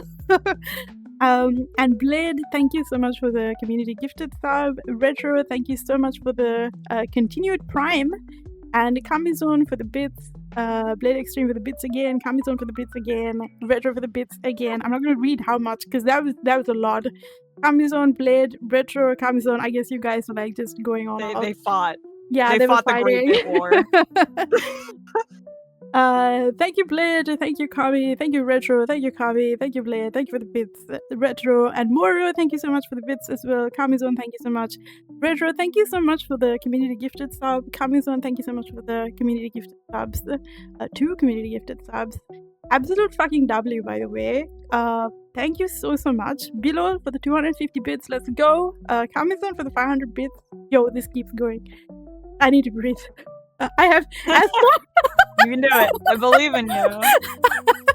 Zarax for the 5 community gifted. Kamison for the 5 community gifted. This is crazy today. We finished level 4 hype train. I think for the first time in my stream today. So Befish, thank you so much. You've been amazing. You've been amazing. And okay, Kamison for more bits, and Meme finally for coming on over with the raid with the party of 10. Thank you so much. And over on TikTok as well, I don't want to miss anybody. Below, thank you so much for like the 20,000 gifts you sent me for the AR helmet and like 10 hand hearts, roses, and Heart Me by Kalo. Thank you so much for everyone that is supporting me. Before I do end like this little rant of thanks, I do want to remind you, if you do have a sub on my Twitch, consider joining my Discord server. You will get just, like reviews of things that I'm working on. All right. The server does seem nice and friendly. Can confirm. Thank you. Good night to everyone. Mr. Meow, Philip in the chat, Bursted, Felix, thank you so much for modding today. Mordor, Beat Gamer, Fluff, thank you so much for your kind words earlier on the chat. I really, really appreciate that. It means the world to me when people say that I like, I do a good job. Thank you. I appreciate that. Loof, everyone that's here, thank you so, so much. And we're going to transition over to our endings. Now, Befish, anything else on your side? I was about to say something. Oh. I doubt anyone here is in the area, but if any of you are in Virginia, I will be at Furthermore this weekend. I'm using you for advertising. Oh, go for it. Go for it. I will be at a furry con called Furthermore. It's in Virginia at the Duels Airport. So if you want to come say hi and be like, I saw you on Sajini's stream, I'll be like, oh. And then I'll make you buy my stuff. That's crazy if that happens. I will do a handstand. I will text you immediately. But bye guys. Bye Thank everyone. You Thank you so out. much. You were all wonderful. Please have a wonderful, wonderful rest of the day and good night.